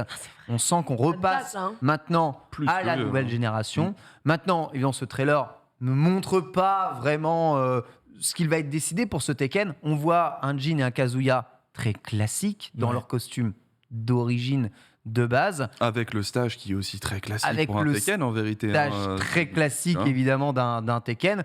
Donc on n'est pas très dépaysé. On sent que ça va pas être le Tekken qui va révolutionner la saga. Mais c'est vrai que Tekken est dans une continuité. Mais c'est pour ça que je totale le depuis longtemps. rapprochais de l'annonce de SF6, même si avec une vanne. Mais voilà, tu vois, c'est que là, ce qu'il nous montre, c'est le moteur. Ouais. C'est que le moteur. Calcul en Et c'est- temps C'est, réel. vous regarde faire comme comprendre que- les Et c'est muscles Unreal, se hein. flex, Ouais. c'est Unreal évidemment. Comme le 7. Très très beau. Voilà. Donc Très très beau. la Donc, maîtrise d'Unreal est bonne chez maintenant chez qu'on a la Bandai Namco. base, qu'est-ce que vous allez nous faire Bandai Namco? On attend toujours. Mais au moins ils nous montrent, vous voyez là, on va vraiment utiliser la PS5, la Xbox Series Bah X. ouais, ouais. On va vraiment y aller les gars, donc tenez-vous En tout cas, prêts. quoi. la volonté de ce Tekken 7, c'est que visuellement, ça tabasse. Donner envie de jouer à Tekken, aussi parce que Tekken, ça a toujours été quelque chose qui poussait visuellement un peu le jeu de combat haut. Ça a toujours été un fer de lance graphique. Ça sera peut-être pas la révolution par le gameplay. Je pense que ce trailer est en train de nous le dire clairement.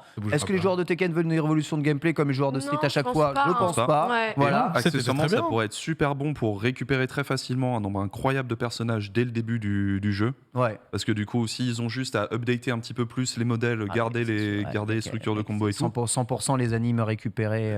Totalement, machin. mais ça, c'est le développement d'un jeu de combat, tu vois. Mais la vie, s'ils sont un peu malins et qu'ils veulent arriver direct avec un cast de 40 persos comme ça, tu vois, ils peuvent. Vu comment il s'est vendu Tekken 7, là ils peuvent faire un peu et n'importe quoi. le 8 est extrêmement attendu, donc là en vrai Il faut réussir à tenir la longueur aussi. Si t'as trop de persos dès le début, faut faire vivre le jeu ensuite. Ouais, bien sûr, si ça ne passe. Après, on parle de Tekken, t'imagines même pas le nombre de persos qu'il y a dans cette série. C'est fou. C'est vrai que C'est-à-dire que même sur un Tekken 7 où on a, je crois, 45-50 persos, on n'est même pas à la moitié de ce qu'il y a dans l'histoire du truc, quoi. Tu vois. C'est un petit peu dommage quand même de pas se renouveler, de passer le message très traditionnel sur c'est ces deux personnages dans leur skin de base. Et moi, je trouve ça un petit peu inquiétant la vision que peut avoir ces éditeurs, que ce soit du côté de Capcom avec Street ou la Tekken. T'as quand même un géant qui est en train d'arriver dans ce milieu-là, avec Riot, avec quelque chose qui peut plaire à un public pour le coup, plus large. Jouer la défense quand même de Street Fighter, Street 6, ils ont voulu tout changer. Un nouveau moteur graphique complet, nouveau design de tous les persos dans le jeu au niveau de leur skin de base, nouveau gameplay complet de la saga, tu vois. Et puis un peu aussi la volonté mainstream de on veut faire venir des joueurs qui sont pas forcément des gros fans de jeux de combat, des gros fans de versus, et leur donner une raison justement d'y jouer, et pas d'y jouer une semaine et après de passer à autre chose, de continuer d'avoir quelque chose à y faire. Un Street n'a jamais ressemblé à un autre. Là où un Tekken, tu peux passer d'un Tekken à l'autre on est un peu plus souple, comme Soul Calibur. Bandai Namco fait ça dans la plupart de ses séries de combat. Non, mon propos c'était plutôt, regarde, toi qui connais très bien les scènes de versus, regarde où sont les jeunes maintenant. Ils sont sur des BFZ, sur Smash. Et sur Smash, ils jouent pas avec Ryu. Et multiversus. Ils jouent pas avec les persos des vieilles licences. Et je trouve que en restant sur leur marché très tradi, très le jeu à l'ancienne et notre public à l'ancienne, ils s'ouvrent pas nécessairement à cette nouvelle génération de joueurs qui a quand même faim de jeux de combat. Et aujourd'hui, je connais plein de gens qui ont la vingtaine à peine, qui ont envie de se mettre au jeu de combat parce que il y a Projet L qui arrive, etc. Il y a eu Guilty à un moment qui pouvait être attrayant, et là, on leur dit jouez à Tekken 7 parce que en termes de mécanique, c'est intéressant, mais ça parle pas forcément à cette génération-là, cette plus jeune génération. Ces jeux-là ne parlent pas forcément. Je trouve ça dommage que les éditeurs s'ouvrent pas. Je suis pas tout à fait d'accord avec toi, je dois t'avouer, à cause de Multiversus en fait. Parce que si on parle de Project L, fondamentalement, Multiversus a juste fait le modèle économique qu'on imaginait pour Project L, mais plus tôt. Et est en train d'avoir 20 millions de joueurs, et c'est du free-to-play, c'est des jeunes, etc. Cette impression c'est neuf, sauf que les personnages, c'est Bugs Bunny, c'est Tom et Jerry, tu vois, c'est nos références en fait. C'est du cartoon, c'est nos références. Mais... Et les références, il y a du Game of Thrones ou des trucs comme ça. Mais Multiversus ne fait pas dater dans son aspect, dans sa DA. Non, il est très cartoon. C'est très cartoon, très coloré, ça plaît. Il est en adéquation avec son époque actuelle, tu vois. Ouais, voilà, mais je trouve qu'aujourd'hui, les gros muscles de Ryu et ceux qu'on vient de voir dans le trailer de Tekken, c'est plus du tout. Alors, pour moi, au contraire, tu vois les gros muscles. Moi, je vois l'ADA ultra sérieuse qu'a Tekken généralement, qui est une DA qui est très techno des années 90, tu vois, avec des coloris. C'est des rêves de vieux. Des trucs de rêves de vieux, certes, mais techniquement, là, on est quand même à l'apogée de ce qu'on est potentiellement capable de faire. Et Street Fighter 6, c'est bien la première fois, ils sont là, en fait, la culture street, maintenant, on va vraiment. Mais regarde leur culture street, le logo Capcom avec le tag que tu voyais il y a 15 ans. C'était pas tu le voyais il y a 15 ans, mais au final, t'avais pas de preuves graphiques qu'il y avait un univers derrière ou quoi. Là, tu vas avoir un mode solo où t'es vraiment un gars de la street, que tu vas aller probablement aller voir des gars qui font des tags. On a même un perso qui fait des putains de tags, tu vois, pour une fois. C'est une vision très 90 des choses, hein. Honnêtement. Il y a un mix entre nostalgie et ultra moderne qui, mais ta vie, va plaire. Pourquoi ? Parce que ce qui plaît aujourd'hui, c'est ça. C'est un mix Street Fighter, tu vois. Non, mais ce qui plaît à une certaine tranche d'âge. Mais honnêtement, le public jeune, je suis pas du tout sûr que ça leur parle du tout. Mais je suis pas sûr que Tekken vise les. Il y a une vraie opposition, mais c'est vrai que dans ce trailer, on n'a pas l'air de viser les jeunes dans Tekken pour Street. Ouais, mais je trouve ça dommage, justement. Je comprends qu'il y a débat, et je comprends ce que tu dis. Le côté modèle économique, évidemment, il joue beaucoup. On ira débattre là sur l'avenir des versus. On va versus. enchaîner évidemment Tekken, parce que là, vraiment, ce trailer est super bien monté, mais personne n'a eu accès au jeu en main, et c'est même pas sûr qu'il soit d'ailleurs sur ce Tokyo Game Show. On va parler un peu de Star Wars Tales from the Galaxy's Edge, donc l'Enhanced Edition de la version Star Wars sur PSVR 2.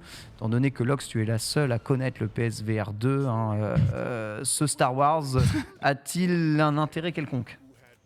En vrai, oui. Moi, je pense que disons, il y a quasiment tout à faire, et particulièrement avec le PSVR 2. C'est le moment où Sony, on le rappelle, ça fait 1 an et demi, 2 ans qu'on vous parle des nombreux studios, notamment à l'ombre, sur lesquels ils sont en train de travailler sur une bibliothèque VR, parce qu'il va bien falloir accompagner son casque et son offre avec son positionnement.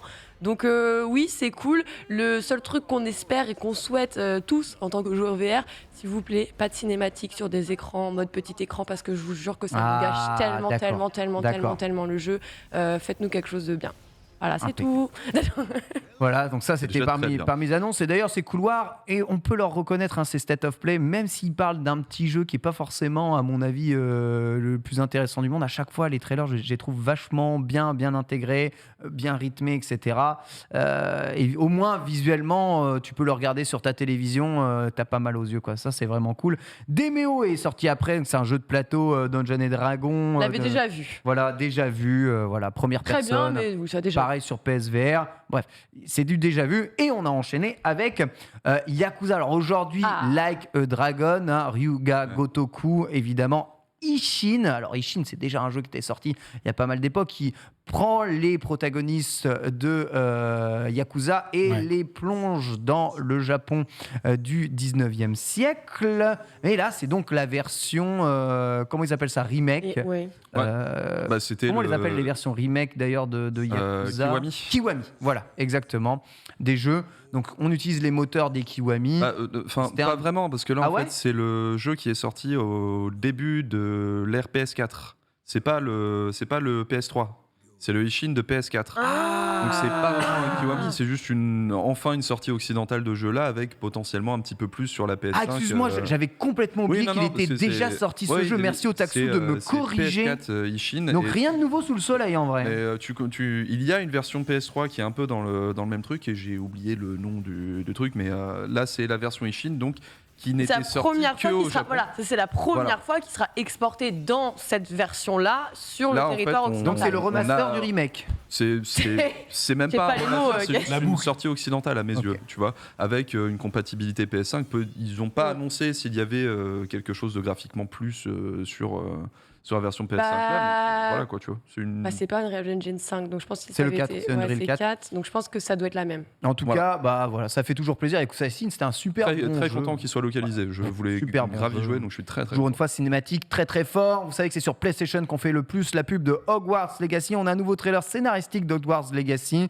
Pas le meilleur du monde, je dois bien vous avouer, mais mais c'était pour marquer le coup de. Et regardez, on sait, Hogwarts Legacy n'est pas un jeu exclusivité PlayStation 5. Non. Et pourtant, c'est offert tout de même une quête exclusive à l'écosystème de PlayStation. Donc j'ai l'impression qu'ils ont vachement voulu marquer le coup sur ce point-là, là où des fois on a un peu de comment Sony ils vont survivre, parce qu'ils se font éclater par le Game Pass, faut dire ce qui est. Et c'est vrai que là, ils ont réussi à avoir ce petit côté de non, mais c'est pas parce que le jeu ne sort pas totalement en exclusivité que vous n'avez pas un avantage à venir jouer chez nous. Ça reste une mission, quoi. Mais j'ai bien aimé. C'est qu'une mission, tout à fait. J'ai bien aimé l'aspect un petit peu plus épouvante qu'on n'avait pas vu jusqu'à présent dans les images de Hogwarts Legacy. Ça te montre que ce sera pas que féerique avec des griffons et que ce sera pas tout mignon avec des baguettes.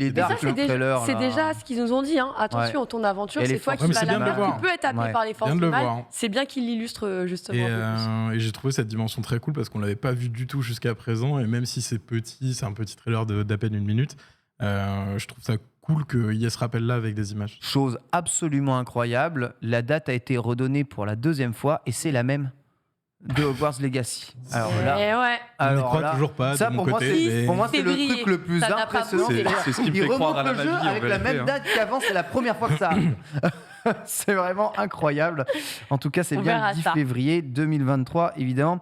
Pour Yakuza, On on va enchaîner avec Pacific Drive. Voilà, premier titre de Ironwood Studio. Donc, ça fait partie. Et c'est un petit délire, Petit délire un PSVR encore, survival road trip, Ouais. why not, franchement. Moi, c'est là où au moins, je suis Ouais. étonné, c'est pas PSVR en fait. Non, C'est PS, Ah bon c'est un vrai Ouais. jeu. Non, c'est un jeu normal. Je trouvais que le trailer C'est- me c'est- fait je- penser genre ça doit être parfait en PSVR. Je suis d'accord sur le fait que C'est j'aurais pas PSVR, adoré non que ce PS5. soit VR. Ouais, c'est pas. Enfin, moi, je l'ai pas vu en VR. T'as release en PSVR 2 pour 2023, mais je crois que tu peux le faire sans. Parce que tel qu'il a été annoncé, il y avait que le logo PS5, pas PSVR. Non, t'avais PSVR 2. Il y avait Mais, PSVR 2, je l'avais mais pas le vu, seul autant truc, pour c'est que je crois que tu peux le faire en normal. J'avais lu qu'il était prévu en qui est très VR bien. aussi. Hein, Ce qui est donc, très bien. mais Mais tu en peux le faire en normal. Mais tu peux le faire en normal. Oui, Enfin, bah, moi, j'ai normal, compris bah. que tu pouvais le faire en normal. Ouais, Et je me suis dit, t'es en vue je- d'intérieur dans la voiture, quoi. faut voir ce que ça donne en normal.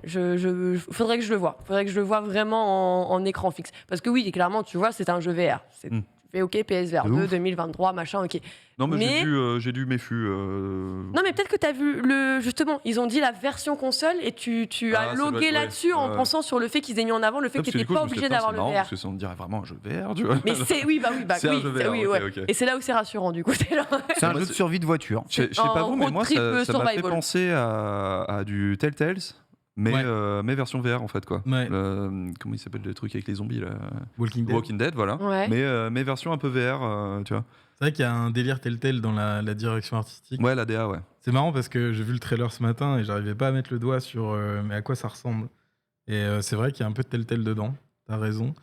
Et ouais, par contre c'est bizarre parce que il y a jamais de conducteur. C'est-à-dire que sur les plans où tu vois la voiture de l'extérieur, même si elle roule, tu ne te vois pas. C'est peut-être ça le vrai mystère du jeu, tu vois.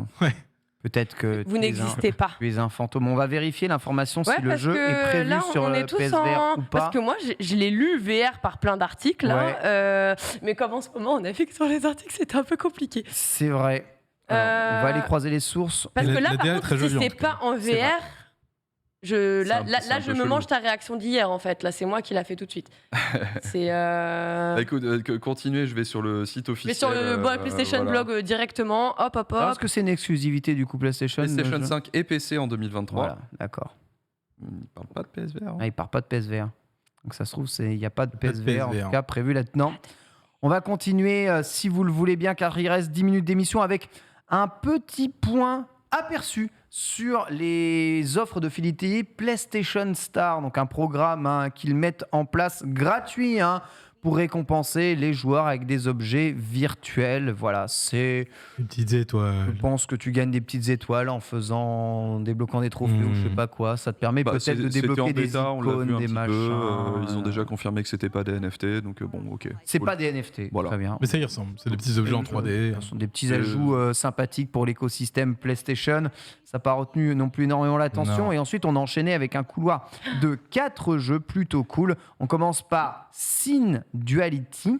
Voilà, un jeu d'action-aventure où on joue avec une IA en 2222. Mon Dieu, ce chiffre fait très peur. Un futur Ouais. dystopique. Oh, Voilà, il on a arrivera jamais, t'inquiète du pas. gameplay, du craft. Enfin, Prévu pas pour toi. 2023, c'est ouf qu'ils montent des jeux comme ça. Voilà, donc tu joues avec un robot et, Oui. et voilà, action-aventure avec un robot dans un futur dystopique. Oui. Moi, j'aime bien. Potentiel, Voilà. potentiel mode coop assez large, parce qu'on voit quand même C'est plusieurs ça. robots de temps à autre. Ce qui me fait marrer, moi, c'est de voir que c'est le robot qui est en main et t'as une petite gonze qui flotte, alors que généralement, normalement, t'as. Ouais, tu c'est vois, ça, genre, c'est comme t'as un ça. perso normal avec un robot qui flotte, tu vois, Non. genre, ne serait-ce que ça me fait marrer. Mais ça a l'air très cool, moi, Ouais, je suis c'est- curieux. Bah, Japonais, c'est non, bien hein. d'avoir des Très jeux un japonais. peu multi aussi qui soient mis en avant, de voir que ce petit côté-là n'est pas abandonné. Donc un peu comme finalement les Rune Factory, t'as à la fois le côté action-aventure, à la fois le côté craft et gestion de ta base, Et le côté évolution, Monster Hunter, hein. et le côté chasse au loot, probablement avec. une Chasse aux histoire. monstres parce que t'as plein de créatures en soi, donc j'avais l'impression que t'as quand même un Et bestiaire. puis on On voit, voit là, du multijoueur. justement, Ouais, bah t'auras Ouais, du multijoueur. joueur contre joueur, tout ça, donc il y aura Sin pas mal Duality, de. je sais pas de- si c'est le truc qui vous a emballé de ouf. Pas En du tout cas, Pas c'est- emballé, mais c'est bon d'avoir ce Curiosité. type de encore du proposition. nouveau, et oui, encore du nouveau. Notamment une nouvelle présentation du Project Eve, Oui. maintenant nommé. Ouais. Il devient Stellar Blade. Voilà, le jeu coréen du studio Blade & Soul montrer son tout premier vrai trailer de gameplay avec son vrai nom, etc.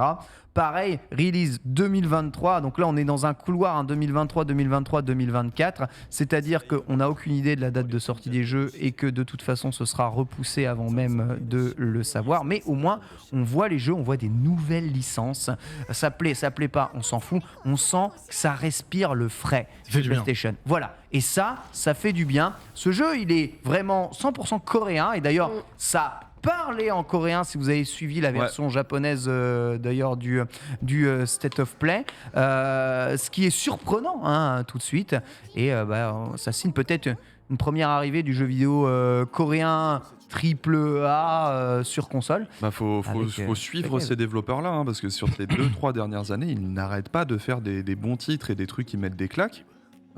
Moi c'est juste oui, continuons là, ce jeu là ça ressemble à un DMC bien vénère, vas-y, mais carrément, avec grand plaisir. Pas super fan du chara design, mais ouais, c'est pas ce qui m'a tapé le plus dans l'œil non plus. Mais au moins on sent que c'est pas japonais, tu vois, et ça fait plaisir. Oh Bayonetta, non pardon. Il y a un pari dans le jeu, je suis obligé d'y jouer, j'ai un contrat, tu vois, c'est j'avoue, on sent les inspirations, on est sur Beat'em All bien puissant. Mais il y a quelque chose.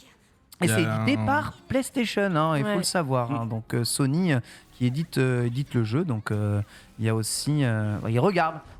Ça commence comme ça, puis ensuite si vous fonctionnez bien avec les studios, souvent Sony vous absorbe, vous inclut dans les PlayStation Studios et en avant Guingamp quelque part. Donc c'est plutôt cool. Voilà, ça vous a plu en tout cas cette présentation là Je l'ai trouvée intéressante artistiquement. Tu sens qu'il y a quelque chose de différent. Peut-être qu'on va découvrir le jeu coréen avec ce jeu comme les gens ont découvert le cinéma coréen avec Parasite il n'y a pas longtemps. Donc pourquoi pas. C'est vrai. T'as Cam, Lox ou pas? On va parler de Rise of Ronin. En parlant de Cam. Plutôt ta Cam, Rise of Ronin. Voilà, donc Koei Tecmo qui revient avec la team Ninja. Je dis bien Ronin, bien français moi, tu vois. Rise of Ronin. Le Ronin. Ronin, Vous avez déjà teasé ce jeu auparavant, mais voici qu'on le voit un peu plus. Rise of the Ronin. Voilà, un panorama. Donc on est bien sur PlayStation, pas de panique. Les joueurs PlayStation ne seront pas perdus. Derrière, surtout. On a un panorama. La Team Ninja tout à fait derrière ce jeu. Alors certains diront inspiration Ghost of Tsushima. On n'est pas vraiment dans la même époque, puisque là, on est après la révolution japonaise. C'est juste le chapeau. Ouais, non, mais après ça, il y a un moment, faut arrêter de tout réduire au Japon, Ghost of Tsushima. Genre, il y a un moment, c'est border sur un truc qu'on va éviter quand même. Ça prouve que le jeu a énormément marqué. Évidemment qu'un paysage japonais ressemble au Japon, qui ressemble à un jeu au Japon. Bien sûr, mais ce qui met en avant, c'est des paysages à base de bambou et de fleurs, qui est la spécificité de Tsushima. Du Japon. C'est le Japon. C'est le Japon, les gars. Le blade play, on va dire, du katana, des alors trucs comme ça. c'est simple, tu me changes une forme d'architecture, tu sais, chaque petit indice, tu me changes un truc, je vais dire ça c'est la Birmanie, ça c'est, tu vois, en fait forcément t'as des indicateurs de pays, tu veux que ça se passe au Japon, bah tu vas mettre ce qui est le plus parlant du Japon. Mais ça, c'est là où je trouve ça très réducteur. Je trouve que c'est juste, pour moi c'est pas l'ambiance du jeu, le problème c'est l'ambiance du trailer, c'est la manière dont ils ont monté le trailer, et pour moi les parallèles étaient trop faciles à tracer, justement, tu vois. Ça fait plaisir que ce soit une entreprise japonaise qui fait enfin un jeu historiquement basé au Japon, sachant qu'ils font pas trop ça. En vrai, les Japonais, en tout cas, ils l'exportent pas. C'est le gros projet 2024 pour la Team Ninja, donc c'est pas demain la veille quand même. Mais quand on le connaît présenter dans un State of Play ici 2 ans en avance. C'est vrai que c'est tôt pour l'annoncer, mais c'est cool de savoir ce qu'ils font parce qu'on connaît leur qualité et ce qu'ils sont capables de produire. Surtout, un studio japonais qui annonce un jeu 2 ans avant et qui se contente pas d'un logo. Il y a un vrai jeu. C'est pour ça que je dis, à mon avis, dans 2 ans, ça ressemblera pas du tout à ce qu'on va voir là. Non, absolument pas. Mais alors, voir du gameplay pour un jeu qui va sortir dans 2 ans, ça m'a fait un bien fou. Moi, je comprends. Oui, super, du gameplay. Je comprends. Merci du gameplay. On sent la Team Ninja. J'espère que j'arriverai à finir leur jeu qui sera du pas gameplay, tu vois. Ils peuvent pas juste faire un trailer avec des cinématiques. C'est des mecs à l'ancienne. Ça leur crève le cœur de toute façon. Il manque un compteur de combo, mais c'est pas grave. Exactement. On a dit Team Ninja, il y a Reza qui apparaît dans le chat, des bisous. Termine bien entendu avec ce qui a sûrement ravi tout le monde et sauvé, comme d'ailleurs Zelda a sauvé le Nintendo Direct, ce State of Play, les images de God of War Ragnarok, un trailer très cinématique où on voit des magnifiques plans, des magnifiques transitions, du God of War, des phases de dialogue bien crues, des haches et du tranche avec des séquences de gameplay au milieu de tout ça. Voilà un jeu qui est toujours aussi beau. On rappelle des features DualSense avec une DualSense exclusive qui, elle, d'une laideur sans nom. Hein, c'est ta vie personnelle. En tout cas, ça s'est pas foulé. Mais bon, à une époque, on peut même pas trouver la PS5 en stock. Je suppose que faire des manettes collector ou des trucs collector, c'est pas la priorité. Il y a des gens qui n'aimaient pas le blanc avec une touche de bleu, donc ils ont fait du bleu avec une touche de blanc. Ouais, bleu, gris, blanc. Okay. C'est pas grave. On peut pas réussir toutes les manettes collector. Je veux dire, il y en a tellement qui sont à chier sur Switch. Par contre, le jeu c'est pas grave. Claque à revers, quoi. Voilà, on a kiffé. Le jeu lui, alors je sais pas, c'était à quelques images du jeu à vous montrer durant les dernières minutes. Juste là, mon très cher Polo envoie bien du lourd. Alors les aficionados de God of War ont reconnu que c'est God of War, mais attention, hein, j'ai l'impression que l'escalade semble être encore plus prononcée que dans le premier épisode. C'est très God of War, vous savez, de God of War 1, 2 à 3. God of War 3, tu commences, t'es sur un titan colossal. Tu commences comme ça, quoi. Et t'attaques le Mont Olympe, donc autant te dire, à mon avis, qu'on va monter dans la même gamme, sachant que celui-ci semble être le dernier dans l'univers nordique. On va voir si ça marche ou pas. En vérité, c'est ça. Quoi qu'il arrive, je comprends pas comment tu vois ça. T'as kiffé God of War, tu pourras pas kiffer ce jeu, quoi. Non, ça me semble impossible, non ? Impossible. Oh bah non, mais là c'est garanti. Enfin, quoi qu'il arrive, God of War a toujours été un produit vitrine pour Sony, que ce soit sur la PS2, la PS3 ou la PS4 et maintenant la PS5. Ce nouveau God of War a non seulement réussi à plaire à tout le monde, mais en plus à plaire aux critiques. Enfin, c'est tout tracé que même s'ils refont la même chose, ce sera un carton plein. Et là, tu vois le truc. De ouf. Bon, en tout cas, des images phénoménales. Pareil, la date toujours pour le 9 novembre. Ouais, ça n'a pas bougé. C'est plutôt assurant. On est tranquille. Ça ne bougera pas. Il est gold et toi, t'as déjà fini le jeu. Pas. Allez, on va parler de l'archive aujourd'hui parce qu'il nous reste une toute petite minute seulement. Si on le rappelle, c'est les 21 ans de Mario Kart Super Circuit sur GBA quand même. Voilà. On n'a pas le temps de le parler. On a raté juste la mine. Juste rapidement terminer une petite note State of Play ici. State of Play, 13, 14. C'était bien, mais faut pas non plus. C'est plutôt moyen. Un bon 16. Moi, j'ai des trucs à manger. Plus de japonais. Ouais, 14 aussi. Un petit 14, sérieux 15. Allez, 15, c'est bon là. Tu mets la pression. Pas touché par la japoniserie. Et moi, je vous mets dans la sauce. Et on n'a plus le temps de répondre à cette question. Dans quelques instants, vous retrouverez les amigos. Merci beaucoup Skipper, Otaksu et Lox. Et à vous tous d'avoir suivi cette émission. On se retrouve demain, bien entendu, pour le début des annonces TGS et pas mal de petites surprises. Il y aura même Pépé en plateau. Bisous à tous. Ça c'est fou. Et à tout de suite pour les Amibros.